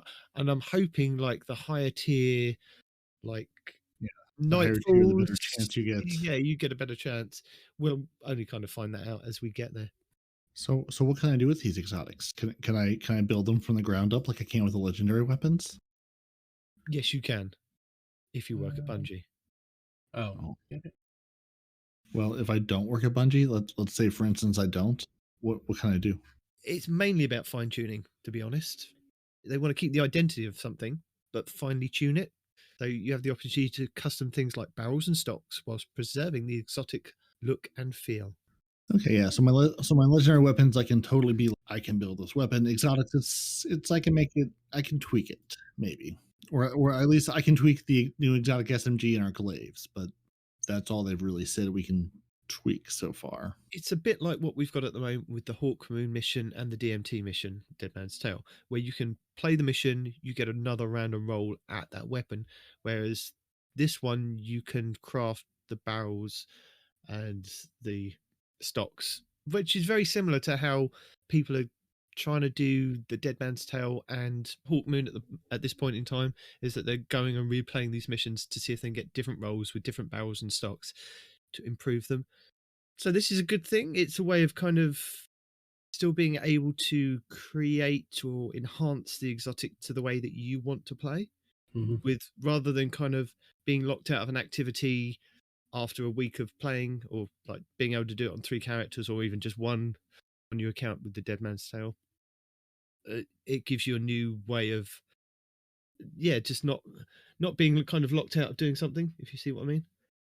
Yeah, I appreciate being able to tweak things, not by just play through this activity again if you're not locked out of it, and maybe you get another chance. At least there's, again, we're getting what we've asked for. Give me the ability to focus things, not just go over to the slot machine and pull the lever and hope for the best. I do enough of that, then I can eventually say I can take these 6 small stuffed animal tokens into the giant stuffed animal token, which is better. So they will never put the Telesto in this, because it will absolutely destroy the entire game if we ever tweak the Telesto code. We've never put Telesto in anything. It just kind of We're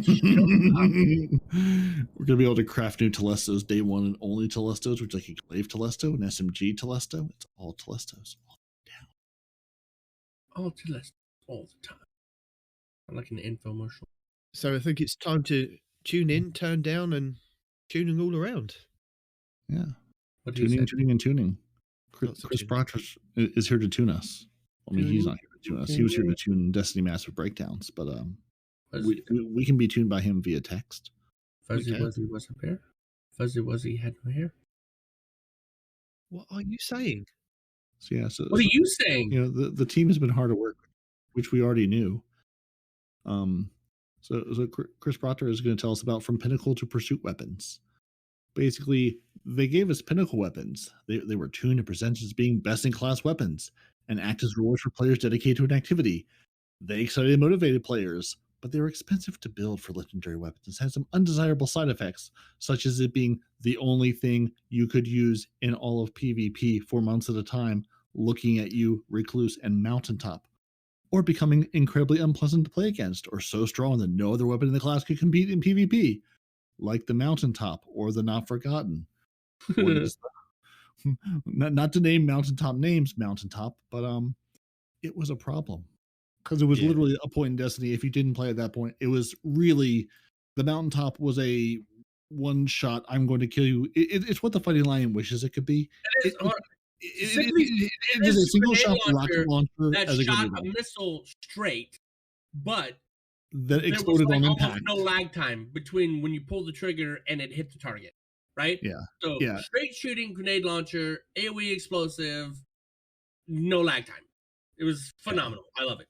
Yeah, I love it. The Recluse, I'll even show it to you right here, guys. The Recluse was a submachine gun that got more powerful as you used it, and was just an absolute monster, and stable as, you know, as if you would sit on a table and just shot the person next to you. And then the Not Forgotten was a hand cannon, which basically would kill you in 2 taps from sometime in next week. So it was really a point where if you went into PvP, you either had those weapons or you died to those weapons. There was no middle ground. There was no competing against them. And this is back when we used to have pinnacle weapons. This, by far, I think you're showing people stuff. The hardest weapon to get. The Mountaintop was the worst weapon to get. But once you had it, no, it wasn't. I just went to a kiosk and bought it. Yeah, you did. just to say I could have it in my collection, then never really use it.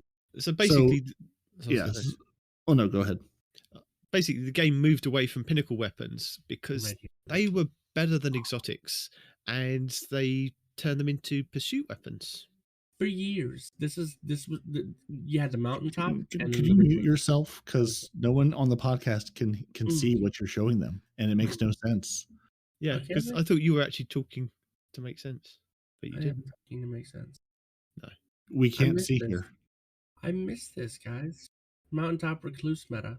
So the intent of the season 12 is that intent the intent as of season 12 is that the pursuit weapons that they move to should be a solid weapon, roughly 70% of a god roll in its archetype, and perk options that work well in both PvE and PvP, and can also be reliably obtained without a huge grind. Basically, think of these as good starter weapons for PvE and PvP, while leaving space for weapons from pinnacle activities like trials, raids, and nightfalls to be even better. So their goal has been to generally ship similar weapons with a higher potential in the same season. Yeah. They go on to immediately note the Salvager's salvo basically ignores this guideline entirely. They just wanted to put chain reaction on a special ammo weapon, and so they did. And it's good.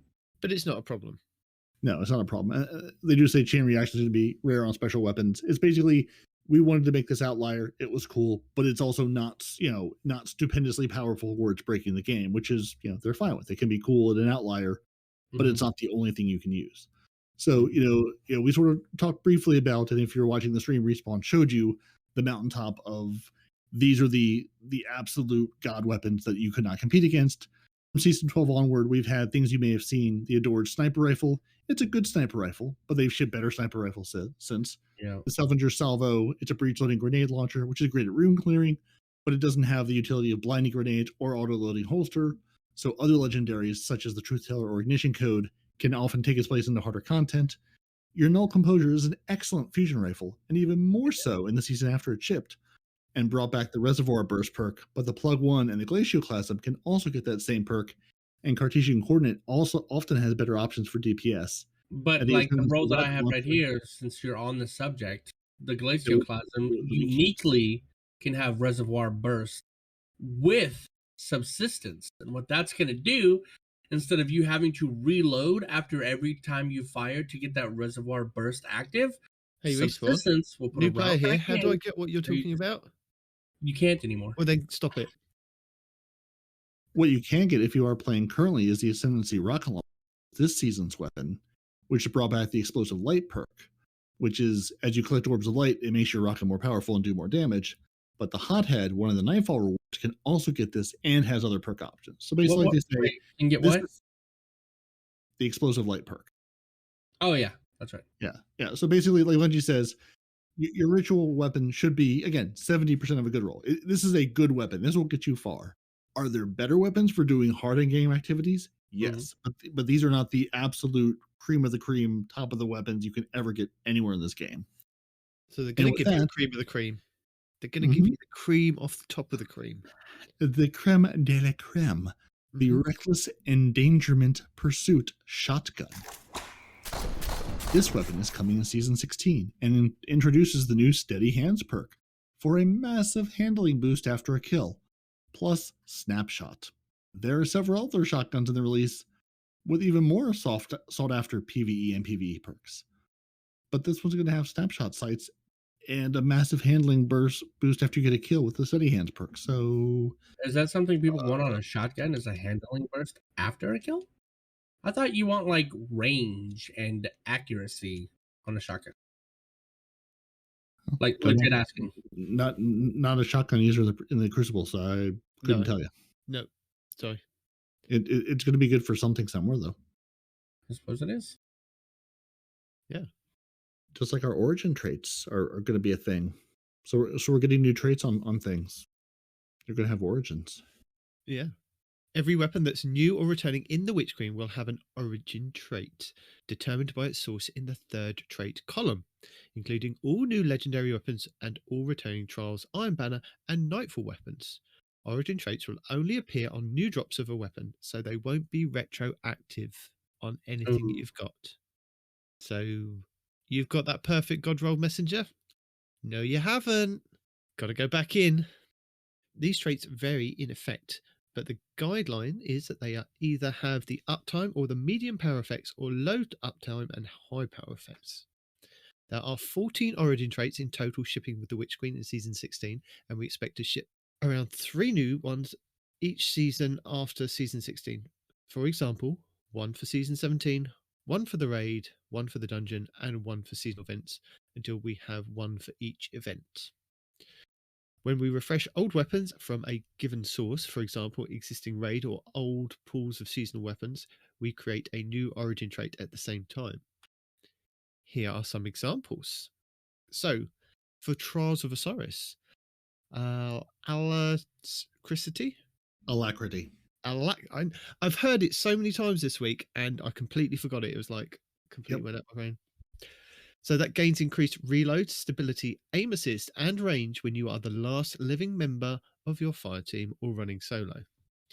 And that gives you plus 20 reload, plus stability 20, plus 10 in aim assist, and plus 10 in range. Solo includes Lost Sectors, Rumble. So if you're solo, use this outside of Trials. You can, but you've got to go into Trials to get it. So there's that. And this isn't one of those things you can craft. You have to hope that you get a weapon with this perk on it, right?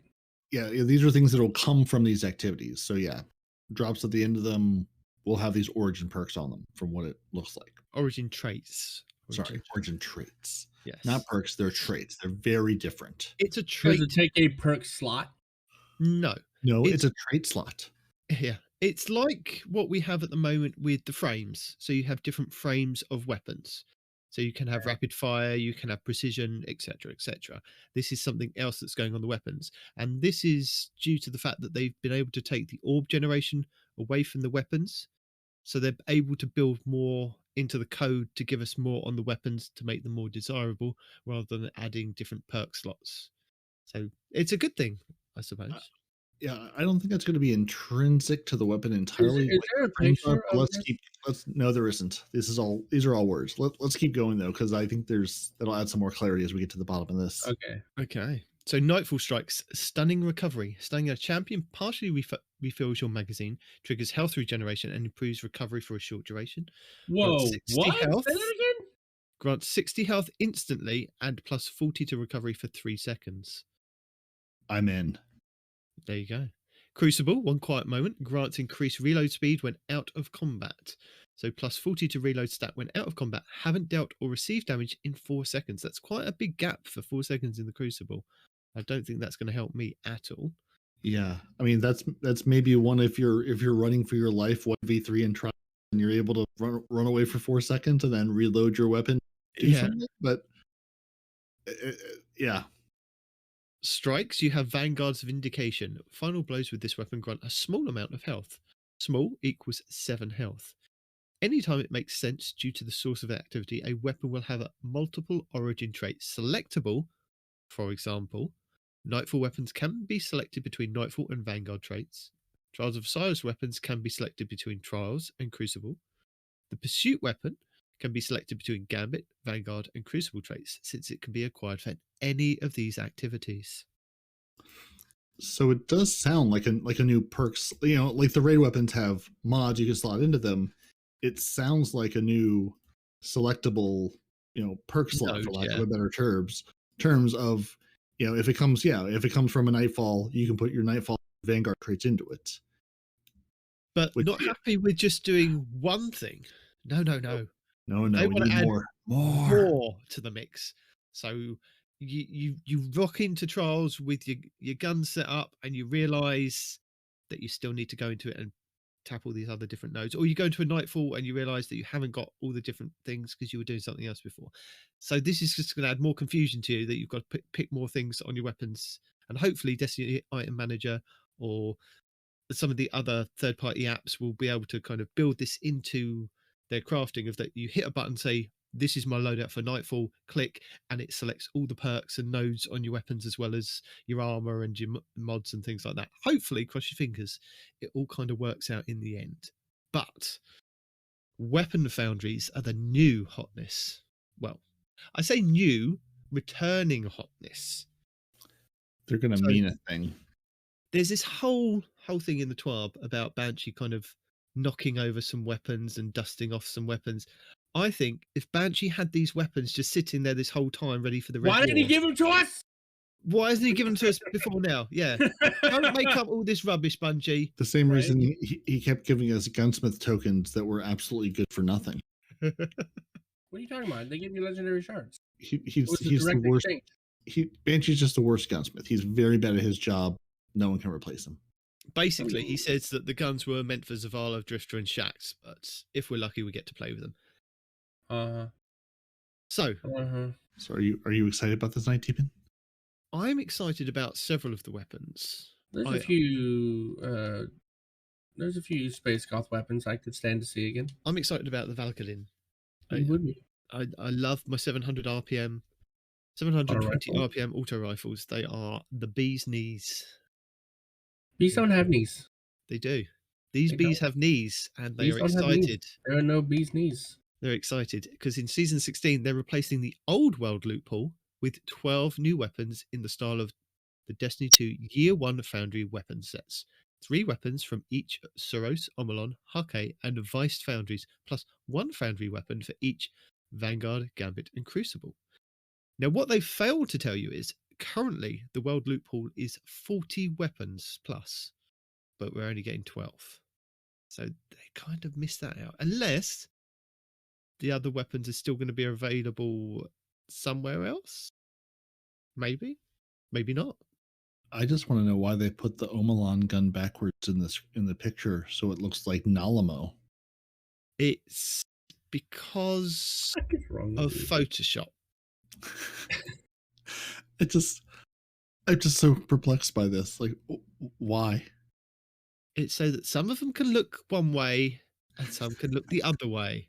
We don't question the interns. You know this. The interns did that. Just flip the image around, set it down there. It's and fine. you're the only person on every YouTube, every podcast that I've ever heard that's picked up on that. Nobody noticed apart from you. I mean, you're a graphic designer. I have a background in design, and I can't unsee this. It was the first thing I saw in this picture. It's like the only gun with words on it, and they got them backwards. I'm like, why? Why, Bungie? Why do you do this to me? Because I think because it's so in your face of the letters, all the others like the Suros and the Hake, there's 2 Hake weapons on there facing different ways, and you wouldn't be able to tell unless you zoomed right in. Anyway, let's not get into that. Right, each weapon will come with a Foundry origin trait themed around the Foundry's personality. So Suros weapons, Suros Synergy. Reloading grants this weapon's bonus handling and reduces income flinch for a short time. So it's plus 40 in handling, 20% flinch resistance for 6 seconds after reloading. Very nice. Hake's Hake Breach Armaments. This weapon deals increased damage against vehicles, turrets, barricades, and stasis crystals. Turrets include stasis turrets, plus 15 to vehicles, and plus 30 to structures and turrets. Omolon Fluid Dynamics. The weapon has increased reload speed stability for the top half of the magazine. Stability is max 20 plus 20. Reload is max plus 30, and reload reduces as the magazine gets lower. Vice Stinger. Chance on damage to partially refill this weapon's magazine. On damage? Yeah. Not kill. So it's like subsistence. And then when you do empty the magazine on a Vice weapon, it has a fast reload, like super fast reload. So that's going to be amazing for those Vice weapons, especially on that auto rifle. In addition to the Foundry origin traits, each Foundry weapon's perk pool leans into that Foundry's identity. Big damage for Hake, consistency for Suros, ability tie-ins and weird stuff for Omolon, and never stop firing for Vice. You say weird stuff? Weird stuff. I'm quoting them. Weird stuff. Oh. Does weird stuff. Okay. And they have a picture of a shotgun, a hand cannon, and an auto rifle. So the shotgun is going to be from the Vanguard strikes. The hand cannon is from Crucible. Oh, that auto rifle! I know that auto rifle. Oh, you don't know that auto rifle. It's a new one. It looks like the Halfdan D, but it's not. It's the Herod C. It's the Halfdan D had such an aggressive sound when it fired. Yes. I loved it. And that one is available. The auto rifles from Gambit. You said magical words. Auto rifles and Gambit. Right. Foundry weapons that drop from a source aside from the world pool can switch between the Foundry's trait and that source's trait. This doesn't imply that the Foundry weapons will be common outside the world pool. For example, a roll on the new Gambit Hake high impact auto rifle, the Herod C, might look high like impact. This. Oh yes, that's corkscrew rifling and polygonal rifling, armor piercing rounds or flared magwell, perpetual motion, focus fire, Invader Tracker, Gambit Origin trait, Harke Breach Armaments, Harke Origin trait, Kill Tracker, see below, and Range Masterwork. Right. So not only will I be able to have the origin of my activity I could put on my gun, like, hey, I got this from Gambit, I want to track invaders. I could then also, what I'm guessing, because of the way they're using the slashes, use that same slot in the weapon to say, or I could do my Hake traits. So do we think it's going to be your origin of where you got this from versus the weapon foundry? You can have one of those new traits on this weapon. So it's not 2 additional slots, it's 1 additional slot. You can pick your favorite thing and swap them around as you see fit. Yes, that's what I'm getting. That's cool. I like it. Just give me more slots for my weapons. I want to put all the things on. I don't want to choose. Who wants to choose? Just put all the things on. Well, they're sorry that they can't bring back all of your favorite weapons, Respawn. But you can expect to see weapon foundries receive new additions each season for the year that follows the Witch Queen, with some fun surprises thrown in later in the year. I like fun surprises. I do Depends too. on the surprise and if it's actually fun. So, lots of bullet points to go through now. And that's where the fun begins. The fun begins at bullet points. So, if you haven't already grabbed your very stiff drink, because this is gonna take a stiff drink. Got my drink. Got my full snacks. water cooler of water. Are you settled in? Because if you haven't been settled in before now, then let's go. Drop in for a long ride, buddy. I don't think my team is ready for the ride. I'm ready for the ride. Because kill trackers were once one recent masterwork weapon. Not anymore. There's no reason to gate kill tracking behind masterworking.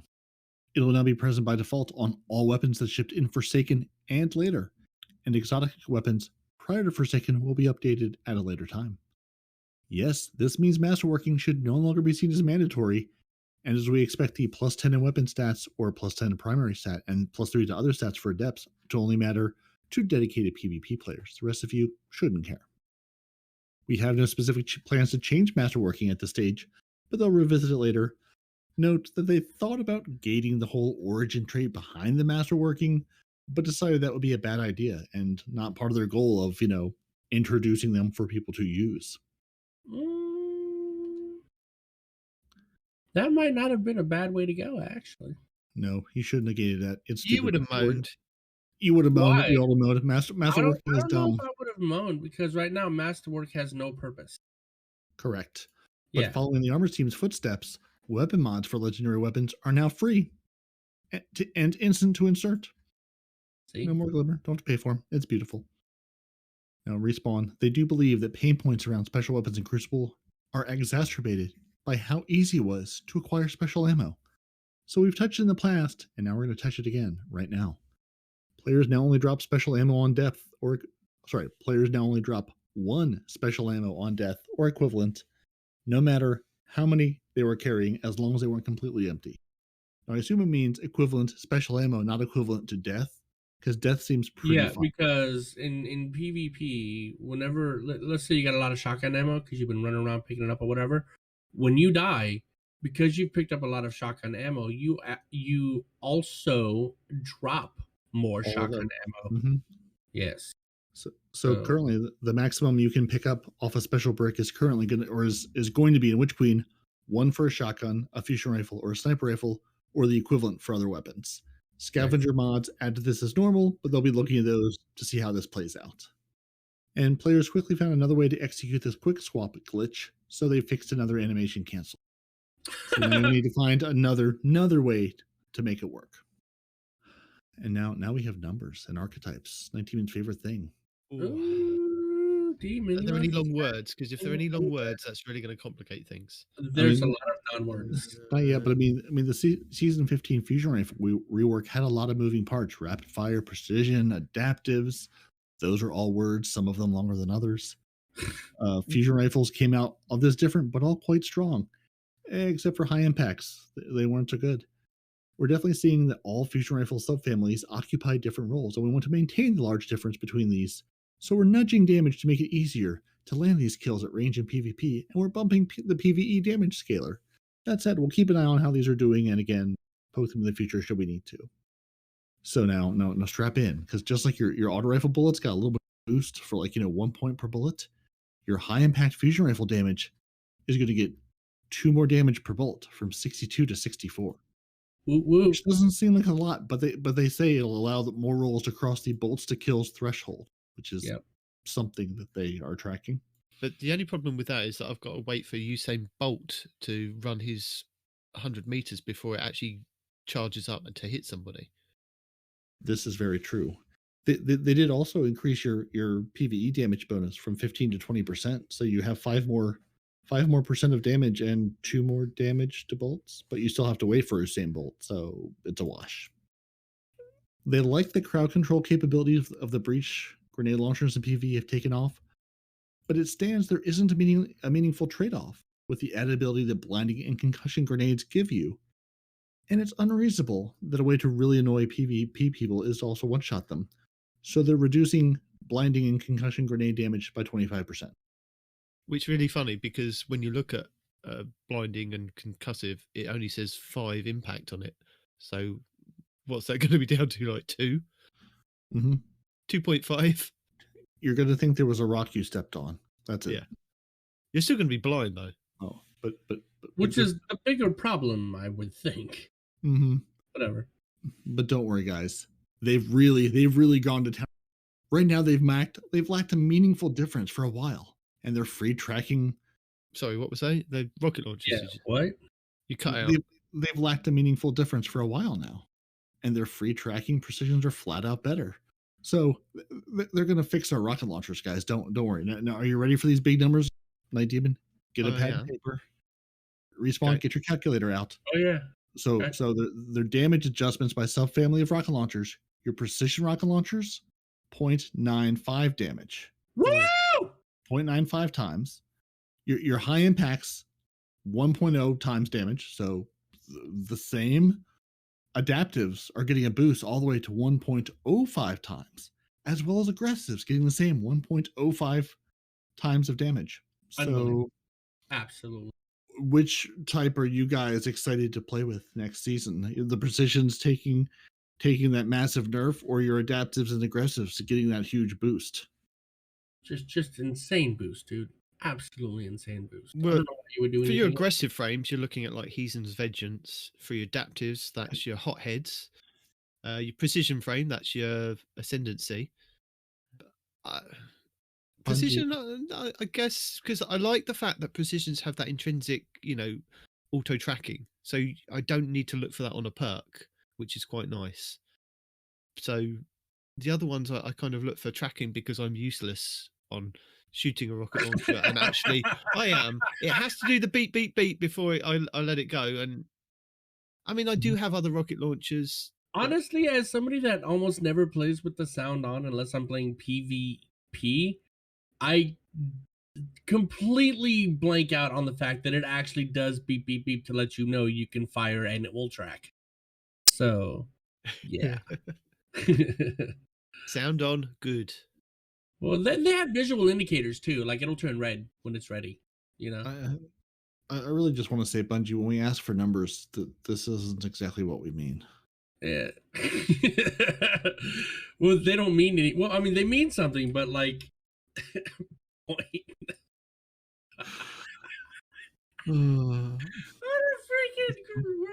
So I know you guys are sweet elite PvP snipers. So.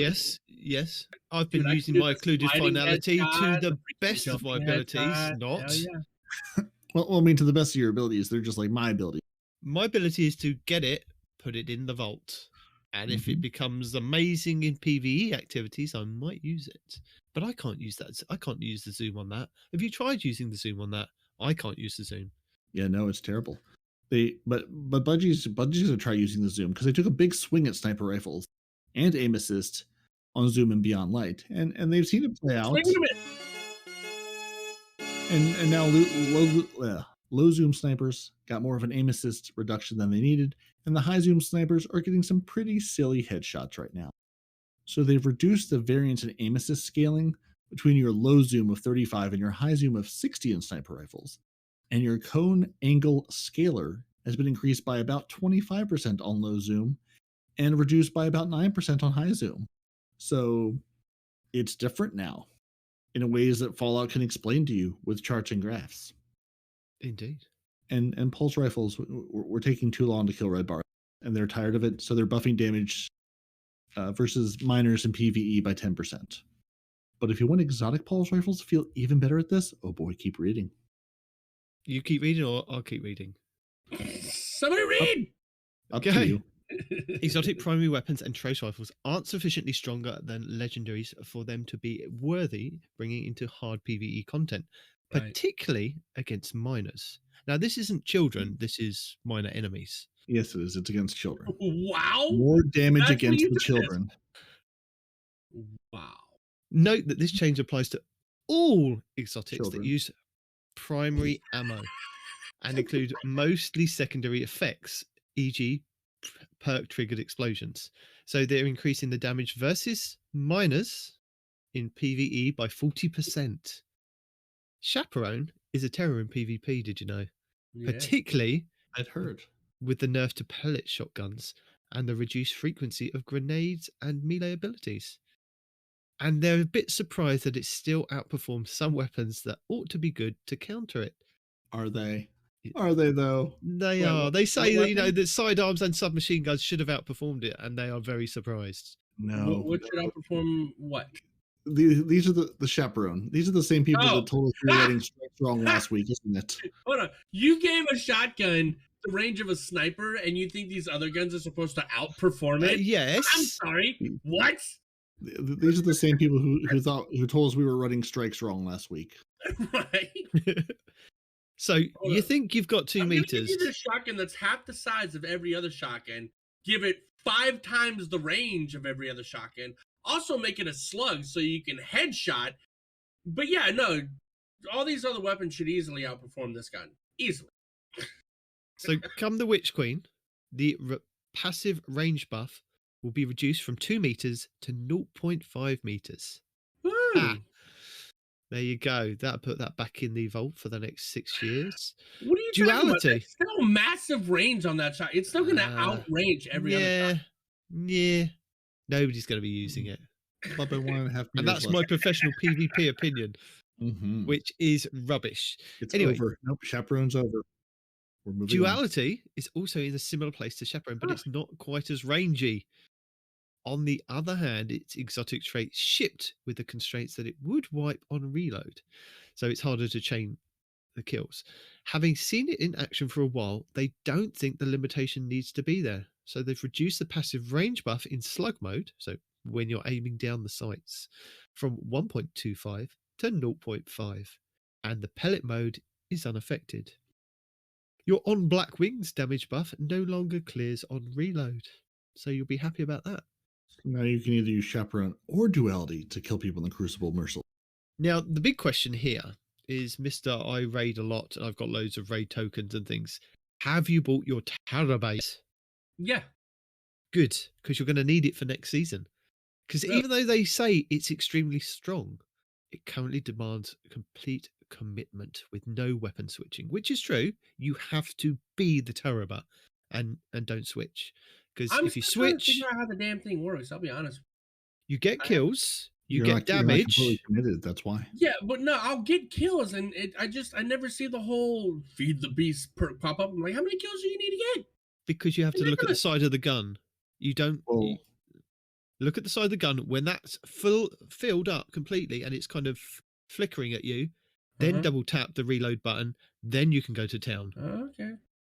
And then as It's I keep amazing. firing, it keeps the beast going, or do I have a? If like a you get string? kills, then yes, Oh, you okay. can keep procking that. So they say this constraint is a bit harsher than it needs to be, so we've loosened it without removing it entirely. Also, while the duration extension when damaging players did actually function in PvP, it was also subtle, and the players kept reporting that it was bugged, so they've bumped it up. Now reduces perk progress by half instead of clearing it on weapon stow. Increase the Ravenous Beast duration, increase for damaging a player slightly. And also with that, I think I put it in the Respawn's report roundup. Chris Proctor on the Massive Breakdown podcast did note that if you've kind of built up some of the charge on the Terraba and you kind of, it's not even like at 50% of the charge, when you stow it, you will lose all of that. So it has to be over 50% to get some back when you pull it back out, basically. So yeah, there was a note on that. Ruinous Effigy has been overdue a look for its Beyond Light nerf, the nerfs to damage dealt whilst guarding. So they're rolling it back. Note that the other part of this nerf was to the airborne standard melee attack, and this hasn't been touched. So they've increased the damage dealt by Guardians with the Transmutation Sphere by 66%, 30% against players. And note, the Transmutation Sphere multi-kills now count for orb duration. Armor bots previously only killed with the beam would trigger this. Which I'm glad they fixed, because that was irritating for a while. Now, again, Chris Proctor on the Massive Breakdown podcast pointed out that this was only nerfed because they had a nerf in the wings waiting for it. And because I think he said something like 40% of PvP players had this in their arsenal when they went into PvP, they were like, oh God, this is bad. But then they realized they realized that if they'd have left it alone for another couple of weeks to go into the next season, it wasn't as bad as they thought. So that's why they're kind of rolling back on this. The Lumina hand cannon. Stats don't just compare with other 140 RPM adaptive hand cannons, and its uses reflects that. So they're updating these alongside some of the legendary hand cannons that also used to be 150 RPM. And we can see that below, and we'll get into that below. But they've increased the range stat from 44 to 59 and increased the base stability stat from 46 to 56. Sorry, Thorn fans. Thorn is already strong and popular, and its similar buff would turn it into a monster in PvP. So you're not getting nothing on that one. You can just be who you are. Continue to be really good. Yes. Aegis Scepter initial implementation used super regeneration scalers, which had a very weird effect in activities that also had scalers. So we've rebuilt it to turn off regeneration while active and have implemented a slower drain using a different method. So they fixed being able to activate or continue to use empowered mode while suppressed or stasis encased. They've rebuilt the perk, used to modify supercharge rates, now freezes super recharge and deducts super directly, fixing several issues with the activities that change charge rates and outliers for recharge based on the intellect stat. Super should now drain more slowly while empowered. Dead Man's Tail. Feels good to use on both mouse and keyboard and controller now, and they don't want it to go back to feeling unreliable. But it's still good when you're spamming hipfire shots. So they're reducing the catalyst's hipfire rate from 150 RPM to 130. Huh. Interesting. Still good. Now you just have to shoot it a little bit slower. Yeah.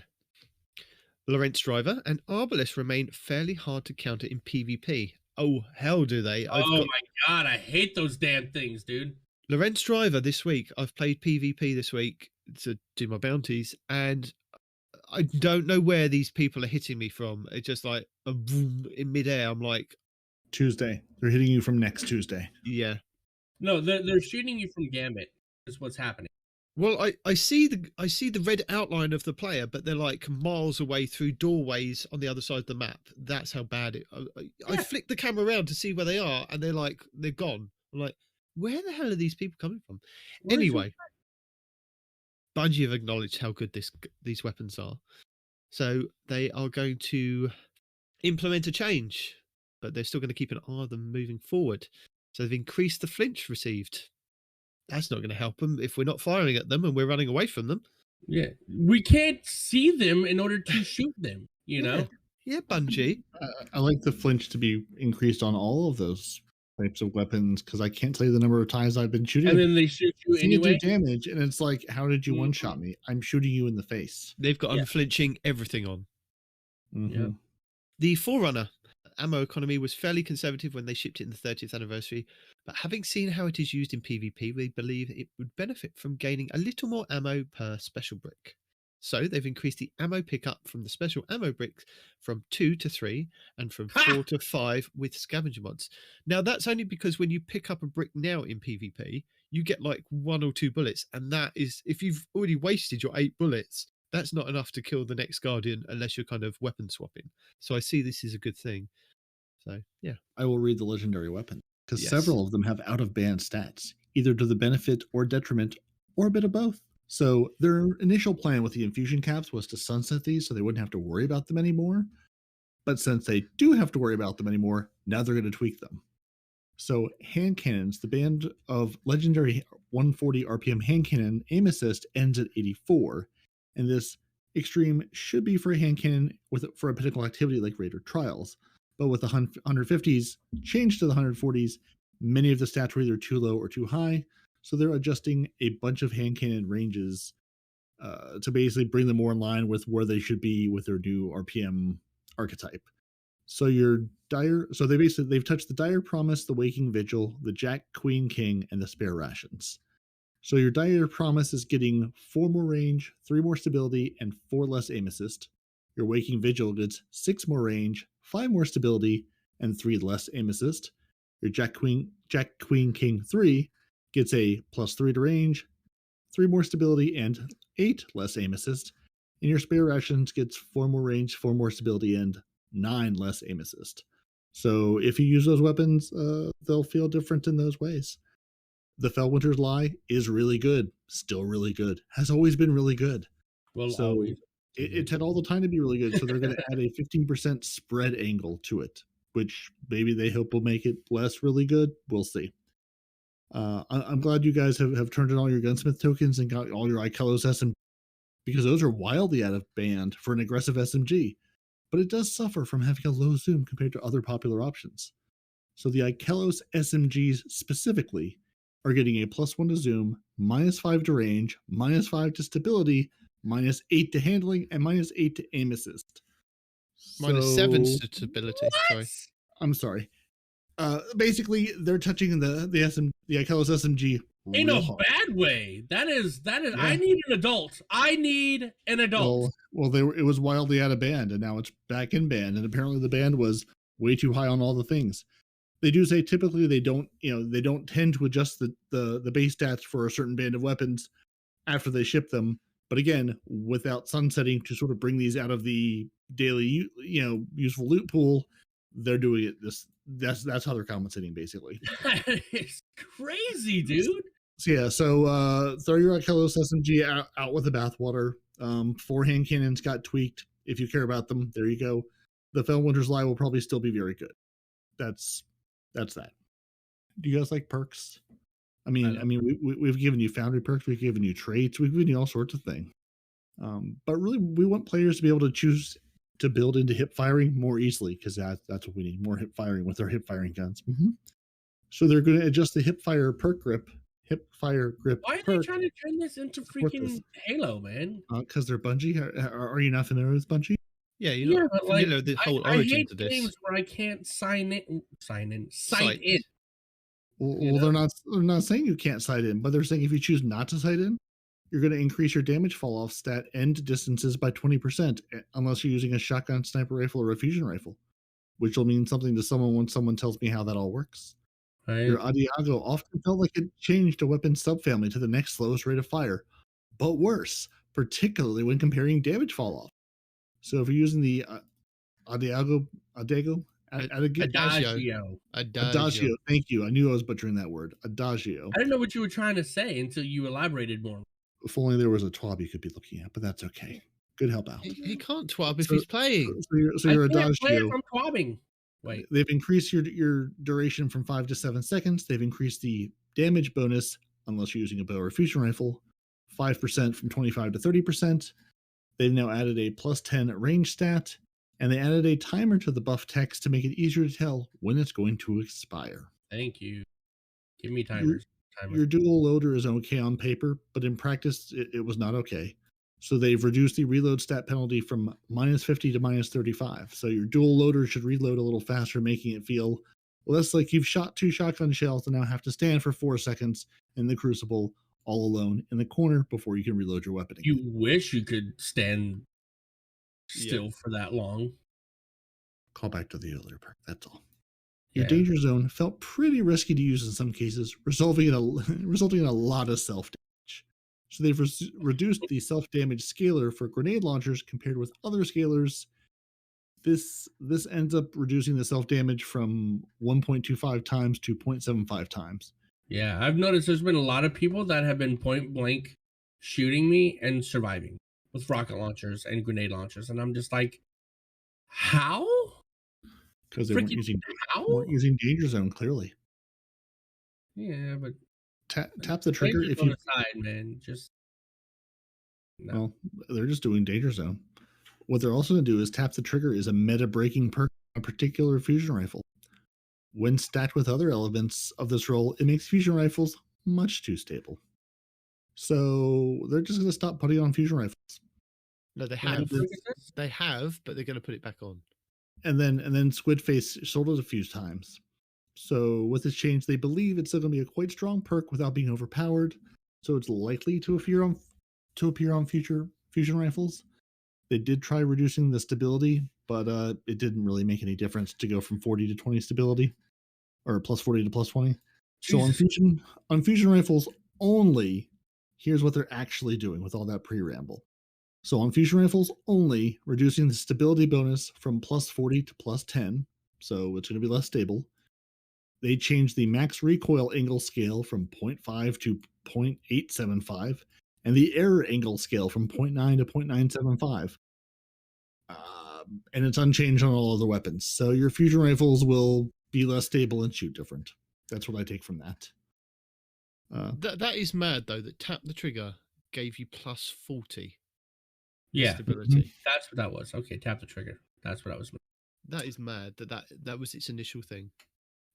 Yeah. I mean, that was the whole point of it, though, man, is to give you that initial burst. But it is unchained on all other weapons. It's just fusion rifles. Because fusion rifle, that's what you do. You tap the trigger. You just pull the trigger the one time to fire.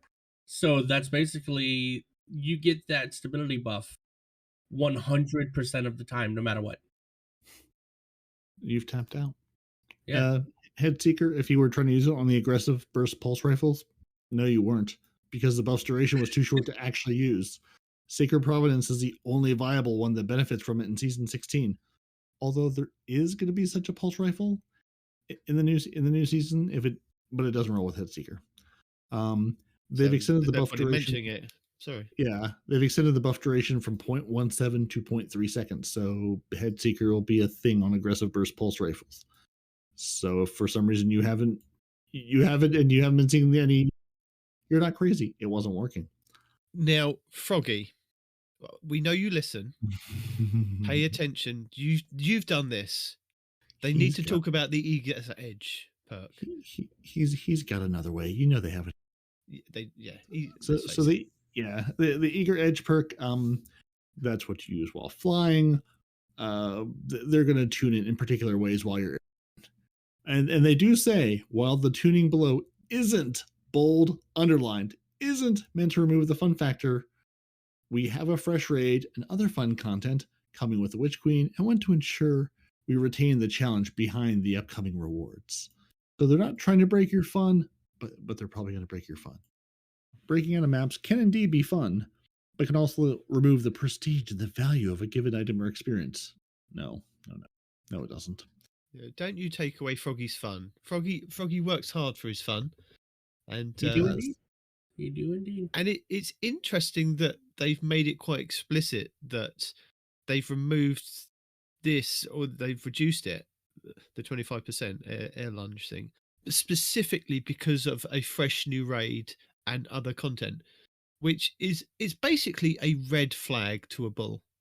It's like, they're bringing back we've got this. We've got this. See what you can do. That's what it is. That's all they're doing to Froggy. They're just tempting the poor guy to break out of the map. Yeah, like I said, they've already got other ways to do this. So like Nitedemon said, that's an open freaking invitation if I've ever seen it. Reducing the lunge distance benefit while airborne by 25%, and now caps the maximum player airborne velocity to a fairly high value while active. So you'll go slower and you'll go less far with Eager Edge in the air. And occasionally Bungie's going to shelve perks because nobody uses them, or they're just too strong to be used. So Bottomless Grief and Celerity, both were attempts to inject some uniqueness to the Trials and Nightfall weapons. They're now using the Origin trait, so they're scrapping Bottomless Grief and Celerity. Underdog, who's ever used Underdog, it's gone. Shield Disorient, that was one perk that was mentioned on some of the from the Gunsmith things. Not anymore, it's going away. And Air Assault, although they might get a redesign in a future season, but it's going away as well. So those perks will be gone in Witch Queen. They do say in the near future. So again, not Witch Queen, not on Tuesday, but in season 17, the next season, they're going to remember that PvP exists, and they'll have a set of PvP focused weapon changes, including some new ways for players to build for flinch resistance. We don't need people to build for flinch resistance. It's already Didn't we too just much. have to It's reduce too that crap much for a resistance. particular weapon in PvP? That's a problem right now. No, but that's in season 17. You'll be fine. Yeah, season 17. So they're also going to do some balance tuning for players, looking at you pulse rifles, lightweight in particular. Your special weapon tuning, snapshot feeling mandatory on sniper rifles and PvP, and other balance changes. PvP special ammo economy, if needed, is going to get another hit.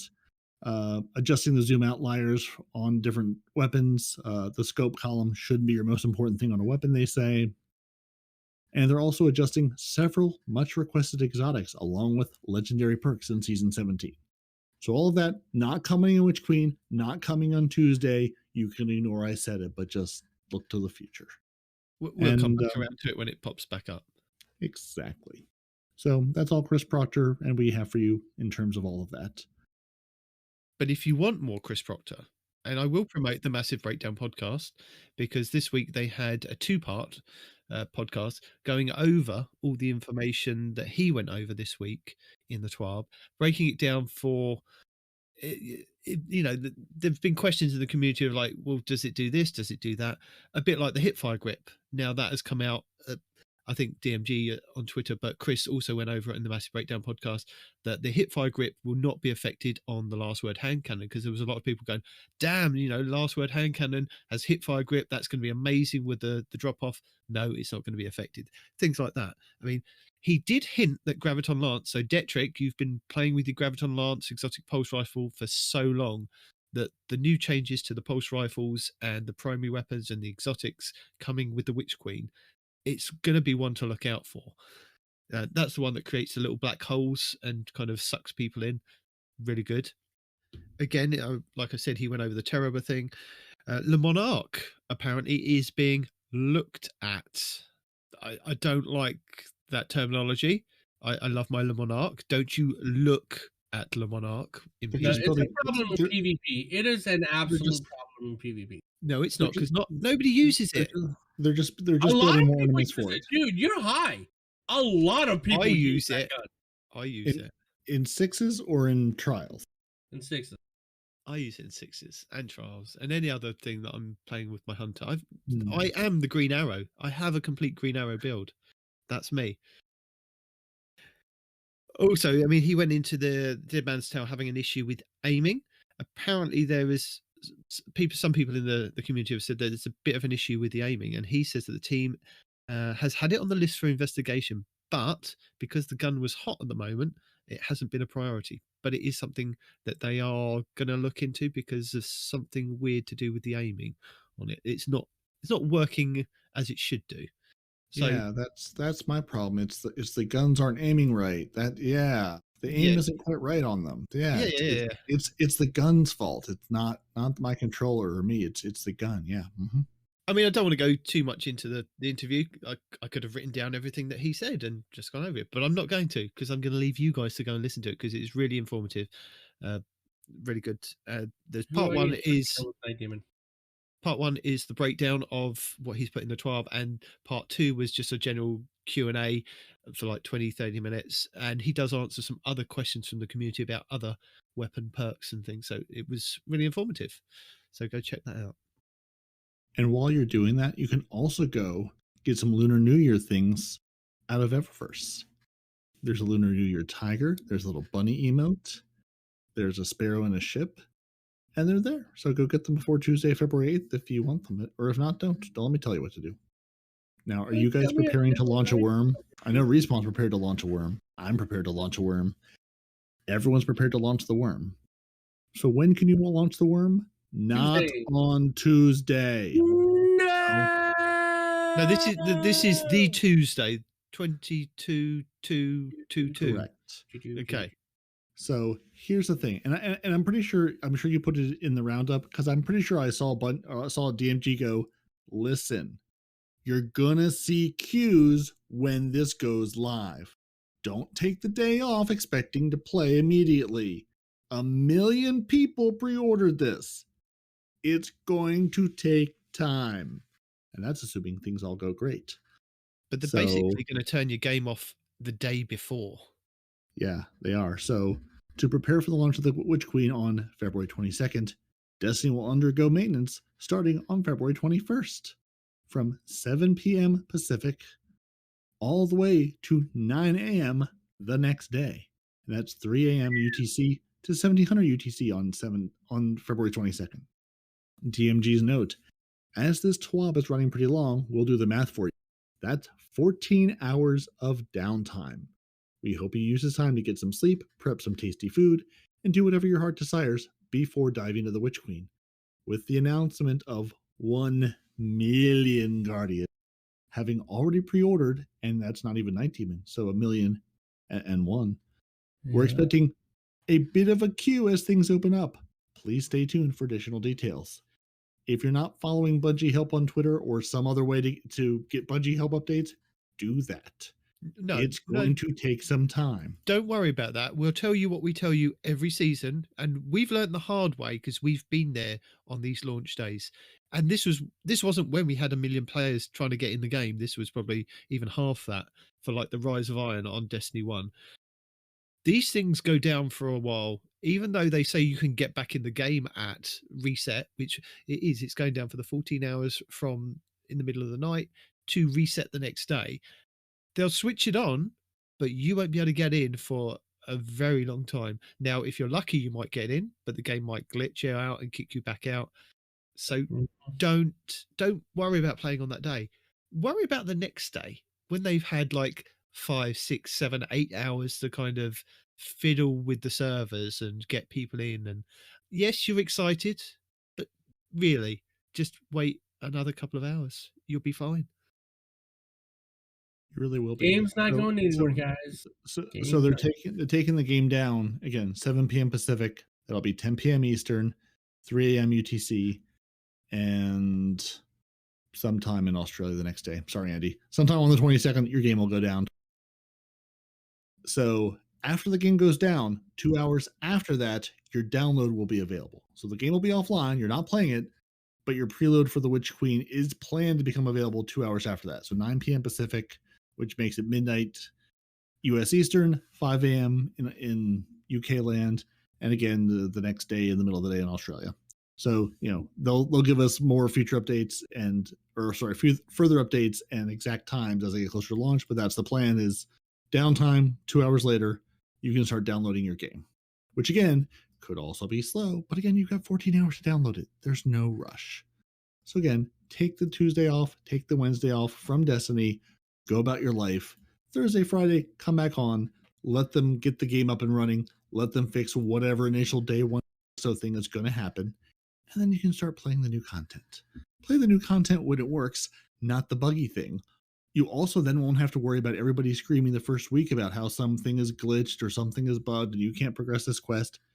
Wait till the weekend to play. And then they will fix a bunch of that things and you can say, I don't know what you guys were moaning about. The game works fine for me. Mm-hmm.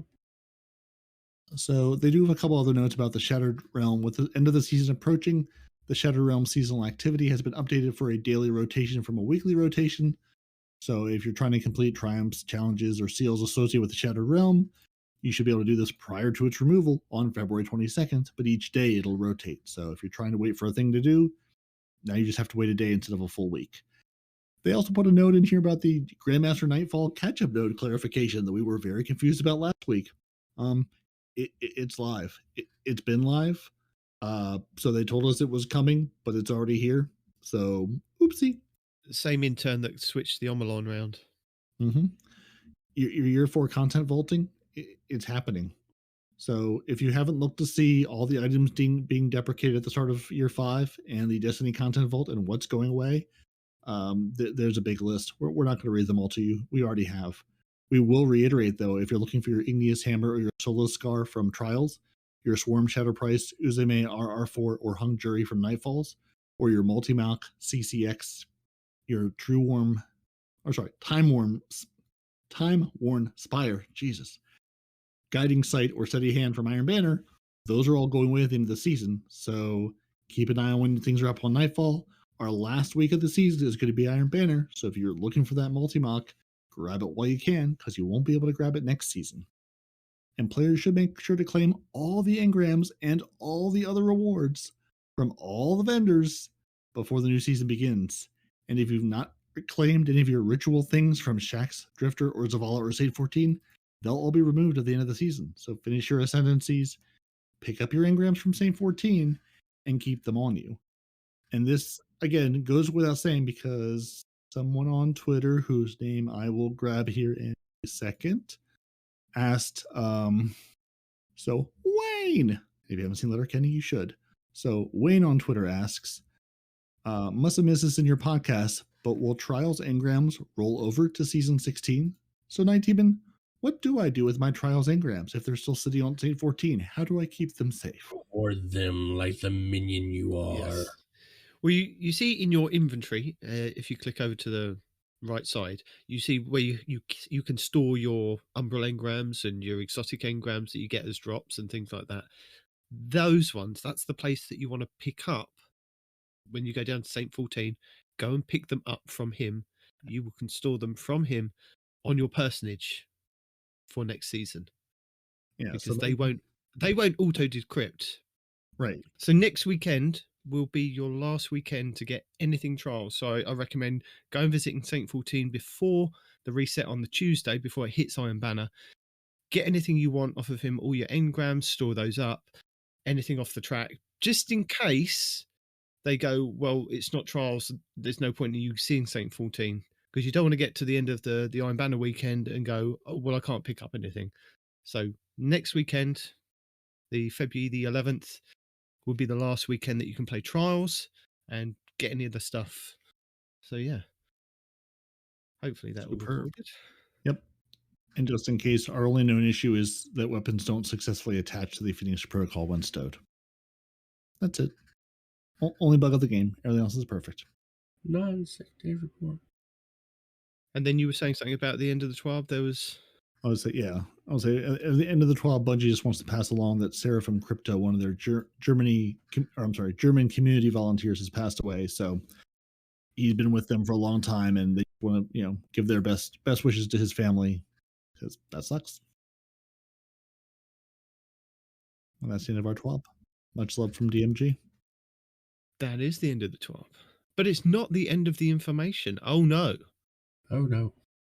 Fresh from his COVID recovery with another Respawns Report Roundup.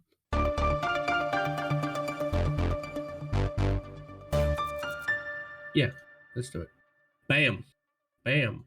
Moving this, doing that, clicking that. Bam. Let's get it. Okay.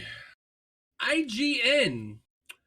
Bungie wants to nurture the IP they have in a multi-dimensional manner. We believe we can help that. We have Sony, Pictures and Music, and Bungie can leverage our platform, says Sony CFO Hiroki Totoki.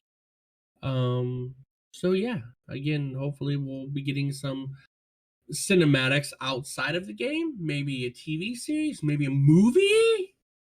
Wink, wink, nudge, nudge, Sony. Destiny Bulletin. Looks like players have started receiving hashtag Destiny 2 The Witch Queen Collector's Edition CE product page. It's rumored that Guardians can use the psychometer to experiment with artifacts to gather evidence and unlock clues. DM us if you have anything to say. Destiny Bulletin says, here's a full description of the psychometer from the Witch Queen. The psychometer is a specialty device hacked together by hidden operatives in order to hear memories associated with objects. Here's the actual definition. The psychometer is just... this device reads invisible energies associated with objects. The hidden believe these energies are connected to the darkness.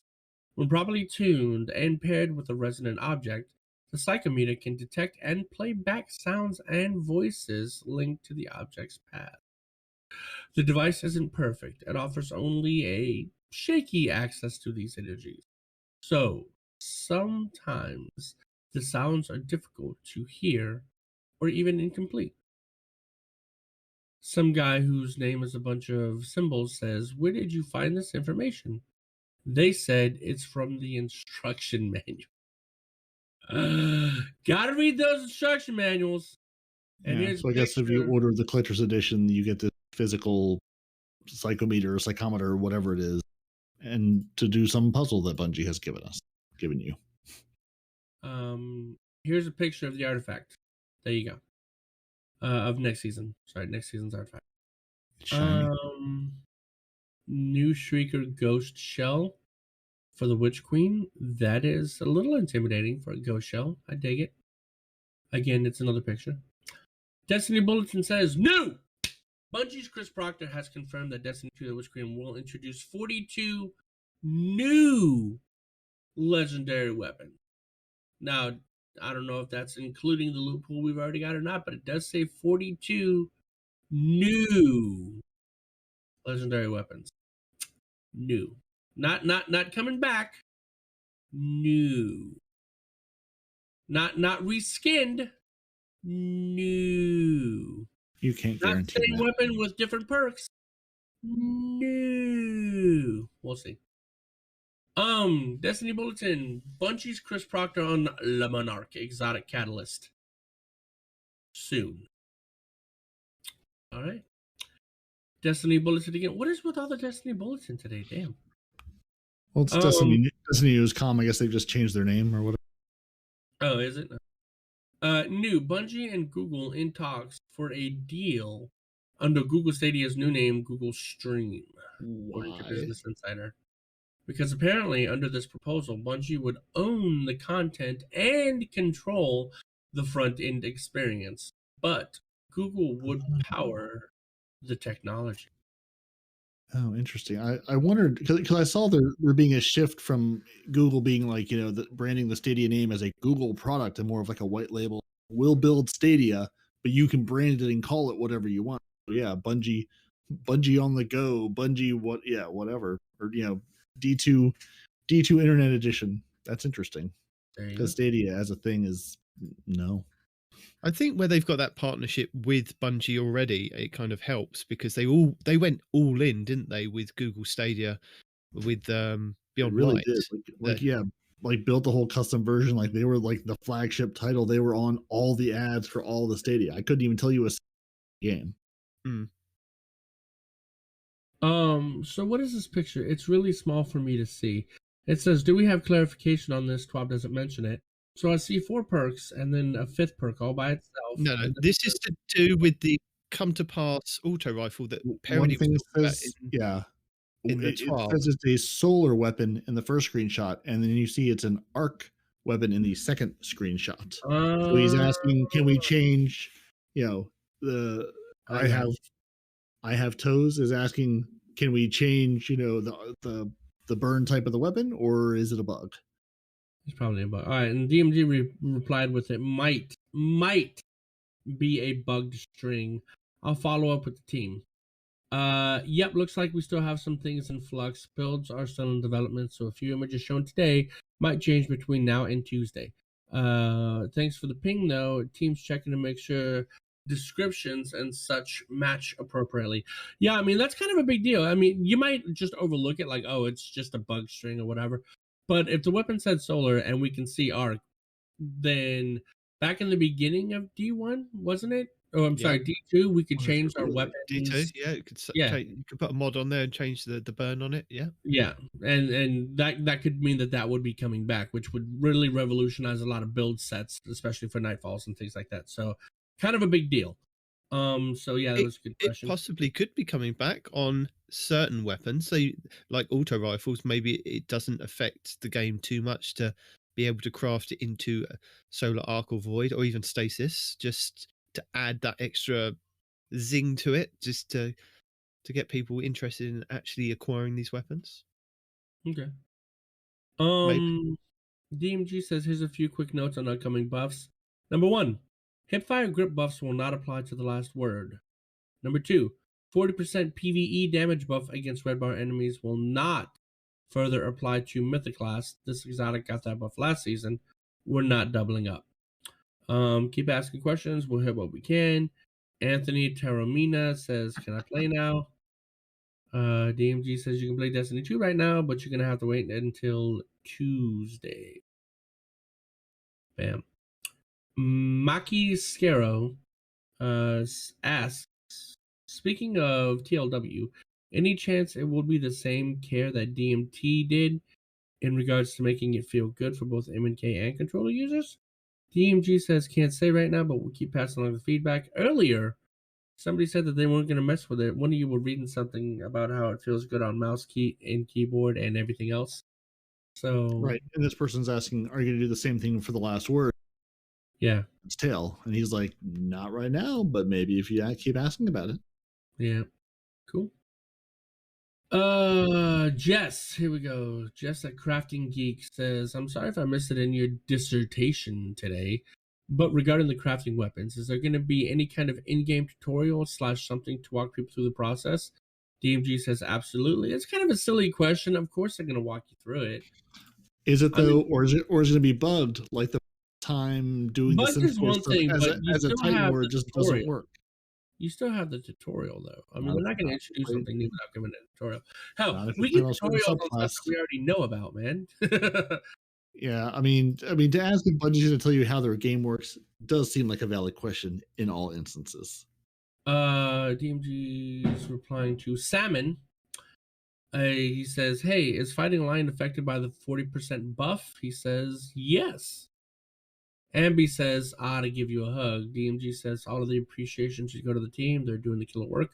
So there's a 40% damage buff for grenade launchers? Okay. That's PvE and PvP? Gonna have to listen to the show to find out. You are. The show that you're participating in. I can just go back. I told you guys, sometimes I zone out. Shut up. All the time you zone out. What did you just say about a buff? 40% grenade launchers. G1 Makowski. Will there be a new movie of the week emblem when Witch Queen launches? Asking for a friend. DMG says not when Witch Queen launches, but we're looking to refresh in a future season. Bungie help. Players who qualified to earn the Circumflex diacritic emblem should now see it in the general, is how some people might pronounce that, section of their emblem collections. If the emblem is not available, players should log out and log back in before checking again. That's the one for playing Dares of Eternity between basically the last couple weeks. Yeah. You helped before the 18th of January, wasn't it? We have updated Eververse to remove all Year 1 shaders from the weekly Bright Dust offerings. Players who want these shaders can obtain them from Year 1 Shader Bundle in the archive for 1,000 Glima. That's actually pretty cheap to get all the Year 1 freaking shaders. Daggone. I'm going to do that just in case maybe I missed one. You don't want more shaders. Until they have a way to categorize them or sort them or something, you don't want more pages of shaders. You never know what shader's going to look. Hey. Remember the 10 stages of being a hunter?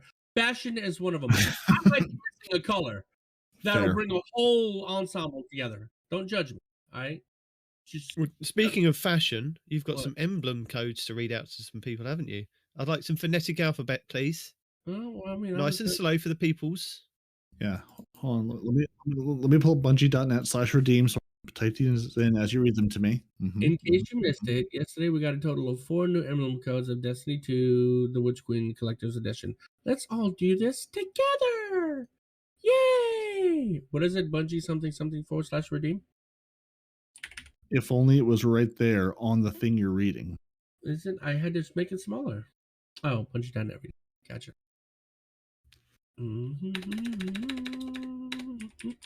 So once you go to bungie.net/redeem, what are you going to do? If you want I'm going to select my platform, which is, even though I play on Steam, it was originally the Xbox.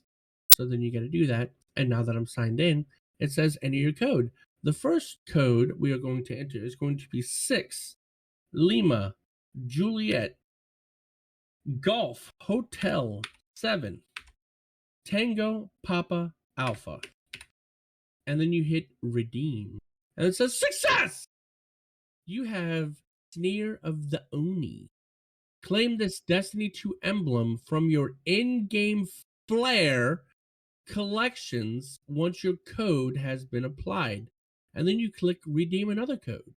And this code is going to be Papa Hotel Victor 6 Lima Foxtrot 9 Charlie Papa. Bam. Then you hit redeem. It's going to say success! Destiny 2 emblem countdown to convergence. Claim this, oddly enough, from the same spot, which is the Flare Collection. The next one is going to be Fox Niner Kilo Papa X-Ray November Charlie Fox. And then you click redeem, and that's going to get you Shadow and signed #sign 39 semicolon S light. It's supposed to say Shadow Slime. They added a bunch of different characters when you redeem it. And last and certainly not least, this last one is going to be Victor Alpha 7 India 7 Hotel Papa November Charlie. And it won't let you redeem that. Yeah, I was like, is that one broken for you? Because the redeem light doesn't light up. So maybe we're not allowed to have the liminal nadir. Maybe that's not in India. Maybe that's, I mean, it should be in India. Maybe that's a 1. Try 1. Nope. L? It's an L. It's a lowercase L. They didn't capitalize it. Bam. And that'll give you, liminal nadir. Okay, so they capitalize every other letter except for this one. So it is Victor Alpha 7 Lima 7 Hotel Papa November Charlie. Font choices are important when you're trying to convey them to other people. Well, it's not even a font. It's a lack of capitalizing the one letter. Big shout out to everyone in the Raid Secrets community, as this would not have been possible without them. Dun, dun, dun, dun. We done cover secrets. We did. Speaking of the one that's broken, they corrected it right here, right in the next slide. Redacted. It's oddly nadir, a blue and green weapon foundry. Emblem tells all, and then they capitalized the Lima right here. So that was our problem. Bum, bum, bum. Nadir is a weapon foundry of the city. Nadir weapons follow a naming scheme of scientific term followed by a 3-letter alpha code. ARU is an auto rifle. MSU is a pulse rifle. PSU is a scout rifle. DSU is a hand cannon. PSU, DSU, anybody in electronics get that? I bet you do. QSM. PlayStation exclusive, that's all I see. QSM is sidearms. CSU, DSU, there you go. Bam. CSU is submachine guns. TSU, that's vanilla fusion rifles. TSC, Curse of Osiris fusion rifles, very specifically. And GSM is a grenade launcher. And not gunshot residue. Whatever. Oh, now this, ladies and gentlemen, is from D1. Aesthetically speaking, it was my favorite light machine gun back in the day. It looks like a submarine had a baby with a shark, and it's very aggressive, right? The coolest thing about this is it's hard to see because some dummy covered this up to tell you what the weapons perk is. But if you see right here, you'll see 4 barrels on this bad boy. And that's important because the exotic perk is when holding down the trigger, the range and accuracy increase as its rate of fire decrease. and kills grant bonus grenade energy. I don't know why they put this here. I'm guessing it's coming to D2. If it is, that's pretty cool. What does it say above it? What's the answer when the question is extinction? Oh God. Redacted weapon foundry that was mentioned in the TWAB was a weapon in D1 by Nadir, which is the Nemesis Star, which is the gun the you've been little talking words. about. Oh, I didn't even see The that. bits that I type in there for you to actually I didn't even see that. Okay, so he manually typed in for me to read redacted weapon foundry that was mentioned in a TWAB. And it says Nadir. We it think was a it's going to be weapon Nadir. One by Nadir. So Nadir is coming back, so this may be coming in because. No, I'm saying that was a weapon in D1 that was made by Nadir. That's it. That's all I'm saying. I'm not saying that Nemesis Star is coming back. You got my hopes up. So you're not. Nowhere did I type that gun is coming back. It doesn't matter. The fact that you put it here got my hopes up. So Nitedemon is not telling you the Destiny Star is coming into Destiny, or the Nemesis Star is coming into Destiny 2. The Destiny Star might. Maybe they're going to rename it the Destiny Star. It was a fun gun. Very fun gun to use. A lot. Now I'm disappointed. Little is known about Nadir and the Foundry's origin. The term Nadir is most commonly used in astronavigation to refer to the opposite of a zenith, which is, in fact, the highest point in the sky that an object will reach. Nadir then describes the lowest point in the sky that an object will reach. Both nadir and zenith come to English by way of Latin, and both words were originally Arabic. With such scant information released about the Foundry, it is impossible to know yet whether the word's origin has any significance as to where nadir originated. And this, I think, is the last one, right? Yeah, this I had some issues with. So, as we know, the exotic trace rifles are getting a big buff so that they feel exotic, right? They use special ammo, but they don't do special ammo levels of damage, right? So exotic trace rifles are going to get a buff, which means things like Divinity, Wave Splitter, the really good ones are going to get a huge, huge, huge buff, right? The problem is, it's only the exotics. And I say that because now we have a legendary trace rifle, which still uses special ammo. I'm not saying it should be as powerful as its exotic brethren, although it should. But you are saying that. I mean, because an exotic kinetic, like an exotic auto rifle, doesn't do any more damage than a legendary auto rifle. You know, it has different perks. Yeah. No, but that's an attitude. Well, but they still do the same damage, right? So in order to buff the exotic trace rifles, but not the legendary ones, doesn't make a whole lot of sense to me. Like, why? The legendaries still use special ammo. It still should do more damage than a kinetic weapon, but I don't know. That to me doesn't make any sense. If you guys can tell me why an exotic trace rifle deserves a damage buff, whereas legendary brother doesn't, I'm all ears. Because nowhere else in Destiny does that happen, because exotic hand cannons don't really do more damage than its legendaries. Exotic auto rifles don't do more damage than it everywhere. Heavies, all that stuff. You know, they don't really do more damage. They just have perks that can perhaps make them do more damage, essentially, or give them different functionality, but their damage archetypes are still the same category.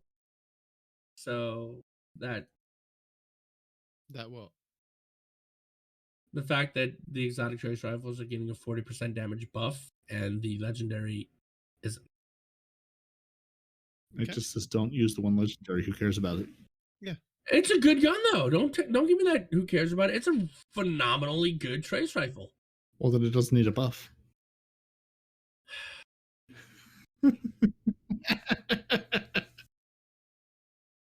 Ew, it should get a buff if it's exotic, brother. That's all I'm saying. So is it time for some tips, tricks, guides, and builds?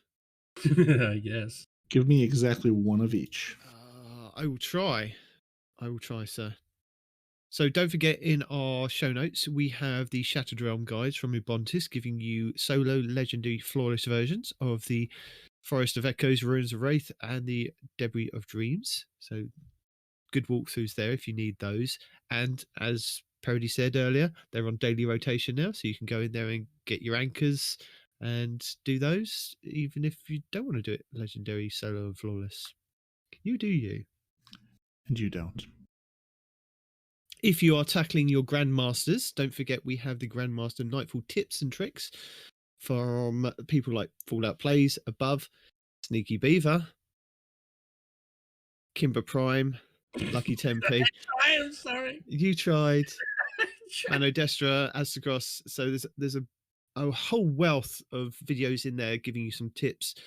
Some of them going through the complete Nightfall, going through a complete guide, or just some cheeses like from Cheese Forever on different things. So check those out if you're doing your Grandmasters to get your Conqueror title. We do have the Tangled Shore guides in our show notes, going over everything that you might possibly want to get from the Tangled Shore before it goes away. So that includes the Wish Ender Bow, region chests, secret emblems, sparrows. Go and check those out. But for our tips, tricks, guides, and builds this week that I've hand selected for your perusal, we have Cool Guys 5 exotic primaries to have for the Witch Queen. You may already have them, but Cool Guy just wants to tell you why they may be good coming up. Fallout Plays did an easy armor dungeon farm. Now, when Fallout says it's easy, I hope that it is easy. But when he goes, oh, you can do this in one strat, I'm like, no, mate, that's not me. I can't do that in one strat. He can do that in one strat. Basically, you want to farm the dungeon and you want to farm it on the master difficulty. And if you can, save the end boss checkpoint and kind of farm it over and over again to get the new armor that they put in the dungeon, because that new armor that is dropping from the dungeon can allow you to put one extra mod slot from your artifact.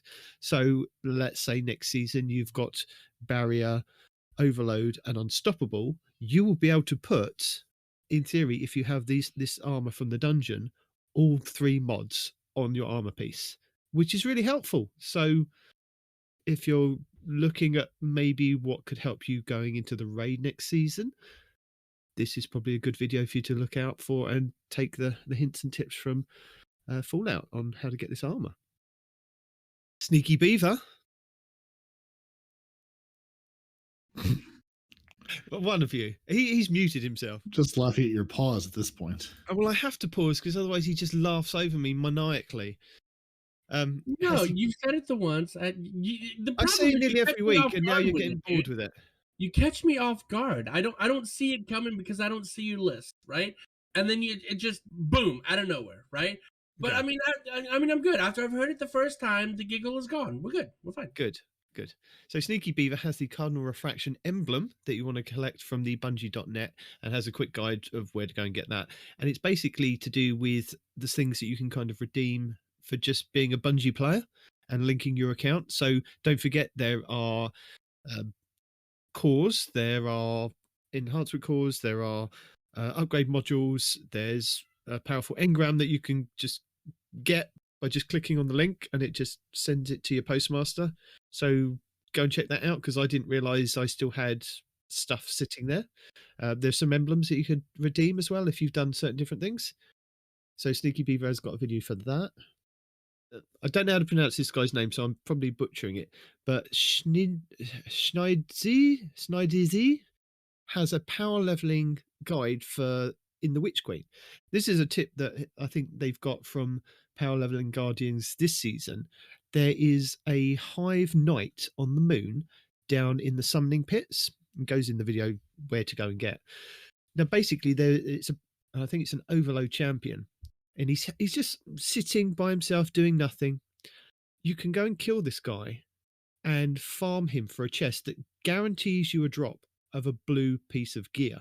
Now, they figured out that if you go in and out of the load zone, you can go back to the chest 8 times and pick up the same chest and get a different piece of gear to drop. And before you have to kind of go back to orbit and come back down. But potentially this could be a way of easily getting your armor up to 1500 next season by just going in and killing this barrier champion and picking up the chest 8 times, going to orbit and coming back down. If that's the kind of player that you are, that I might be, to try and get things done. So check that video Or you out. could just play the game. You could. You do. But You, you I'm, know, I'm some not, people- I'm, Why would I'm you not want to just pick up blue after blue after blue? higher level. Blues give you power, don't they? Up to 1500 Oh, next season. okay. So you're talking next season. Gotcha. I am indeed. A funny one this week, and this one will round it out for the videos because I only managed to. Because I thought I don't want to bog people down with too much at the end of the season. You've all got your farming to do. You've got your triumphs to kind of complete and things that you want to do, or not even play. Respawn. Reckless comedy this week. I follow these guys quite regularly and watch their videos. It's normally a woman pretending to be a PlayStation, a woman pretending to be an Xbox. Have you seen this? Really funny. I think I've seen them. I don't recognize the name, but it sure sounds familiar. Click on their videos. They're really funny. They did one this week. Sony buys Halo. Really, really funny. I saw that. I interpretation saw the Sony buys Halo one. Yeah. of Sony buying Bungie kind of thing. It was really funny because they did one previously, I think a couple of weeks back, about Activision being bought by Xbox and Sony getting all upset. Really funny. They've done, I think it must have been for like the last couple of years, they've done this whole take on moving through the different PlayStations, and the same girl plays the PlayStation, talking to the bloke sitting on the sofa. Go and check them out. So yeah, Nice. those are your videos this week. Well, I'm going to up the ante slightly and just throw in 2 more that I saw that were released today as we record. Kimber Prime has given you 12 more useful Destiny 2 websites. I enjoy these lists because even though I have a massive bookmark folder of just like tons of Destiny 2 sites, there's always one I didn't know existed. And oftentimes it's something.report. Like there's a trials report, there's all sorts of, friend game report, all sorts of report websites. Just, a couple more websites to make your Destiny 2 a little bit better. And then Abby Hour has done a dim guide for sharing and saving your loadouts, which is a thing you can do. And now that dim Destiny Item Manager can apply perks and things, it just makes this more useful. And you can do things again outside of the game to bring them into the game, or to Respawn's point, hey, I'm jumping to this Nightfall. I need this particular set of skills. Let me put those on through Destiny Item Manager. Now I'm good to go. So just going over how to make loadouts, share loadouts, because you can now share loadouts among people. And I'm hoping people who do these guides say, hey, click on this thing and bring it into dim, and now I can see if I have what I need, or go try to find the one missing gun or the one missing mod I don't have. Does it tell you if you're missing something, or do you just have to look to see if you're missing something? You might Like when you go to like apply the. Have to watch the video and find out. You don't know. I don't know, but we'll know soon. So yeah, also don't forget I will link the Massive Breakdown podcast in there as well, in our tips, tricks, guides and builds. And if you have enjoyed our show for this amount of time, because this is probably going to be a 3.5 hour show, to be honest, if you enjoy the length of this show, you will enjoy our Tripod mega show that is coming up on the 18th of February. Now, 2 weeks. I'm sure Respawn will be streaming it. It involves us, the Guardian Downcast, Guardian Downcast, and the Guardian Hub. The Guardian Hub, yeah. Yeah. Minus Kingsley, because he's too good for us. Yes. He said he's done with us. He can't be bothered to come join us. But the rest of us will be for him, and he knows it. We'll be somewhere. We'll be somewhere. We'll be together. It'll be at some point. We don't know when.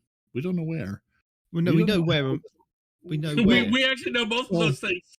Yeah. What are you talking about? Well, I mean, as far as time goes, I think we need to sort something out with Peroty here. We need to wrangle Peroty. Right. Yeah, no, apparently I am not aware. So the rest of you guys know where it's happening. Just tell me where, when to show up, and it'll all be. I don't think we've decided on a time, but we know where and when. Mm-hmm. Right, it's on the 18th, and well, that's 24 useful hours, and we may take all 24. Possibly the show could go that long. That's what she said. I mean, last time it was like 6 hours, 7 hours. So At that point, we're just not going to edit. We're just going to release it all in its final state, and that'll just be it. absolutely. So I think that's it for this week. What could possibly go wrong? And this is where I think you're for. Your audio's gone wrong because you've cut out completely. Every time. Discord, come on. come on, buddies. Like, I don't ask for much here. All I do ask is that you feel thanked for joining us this week. Your Titans are Peroty and Nitedemon. Your Hunters don't want to respond in real life. I suppose I'll stick him back in because your lore scribe poked us up. Not Arf. He does live. He does exist. And if you find him in game, you should help him get through the grasp of avarice, and then send us evidence for a sweet reward and prize. And if you do that, please don't tell him about the traps. Let him discover them. You should. Yes, absolutely lure him into every single trap and take clips. It's more fun that way. And if you do manage to do any of that, you should let us know at twotitansandahunter.com or on Twitter at twotitans_hunter, or send Nitedemon all the love on Instagram or Facebook at twotitansandahunter. We're also on YouTube. We're also here, studying in Discord. If you can find us, you can talk to us there. If we show up, it's mostly Respawn. It's all Respawn all the time. Pretty much. You can find all your favorite Guardians playing the game when we're playing the game on all the platforms, except for Stadia, because no. It doesn't exist. It's not real. You should listen to the show on Apple Podcasts, Google Play, Spotify, and everywhere fine podcasts are sold. You should watch the show on YouTube, and your cool hat makes Super go wee. And if you need a vault cleaner, Destiny.com/recipes has you covered for all your vault cleaning needs if you can't afford Panoramix 18. He does a very thorough job, but you might not recognize your vault when he's done with it. Yeah, don't go there. And with that, gents, say goodbye. Cheery bye. Deuces.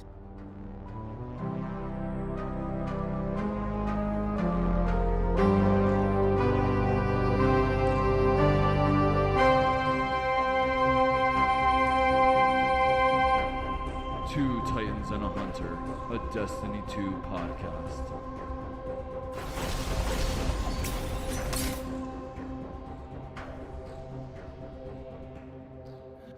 No, Respawn. You're looking at this wrong. It's ribbed for his pleasure.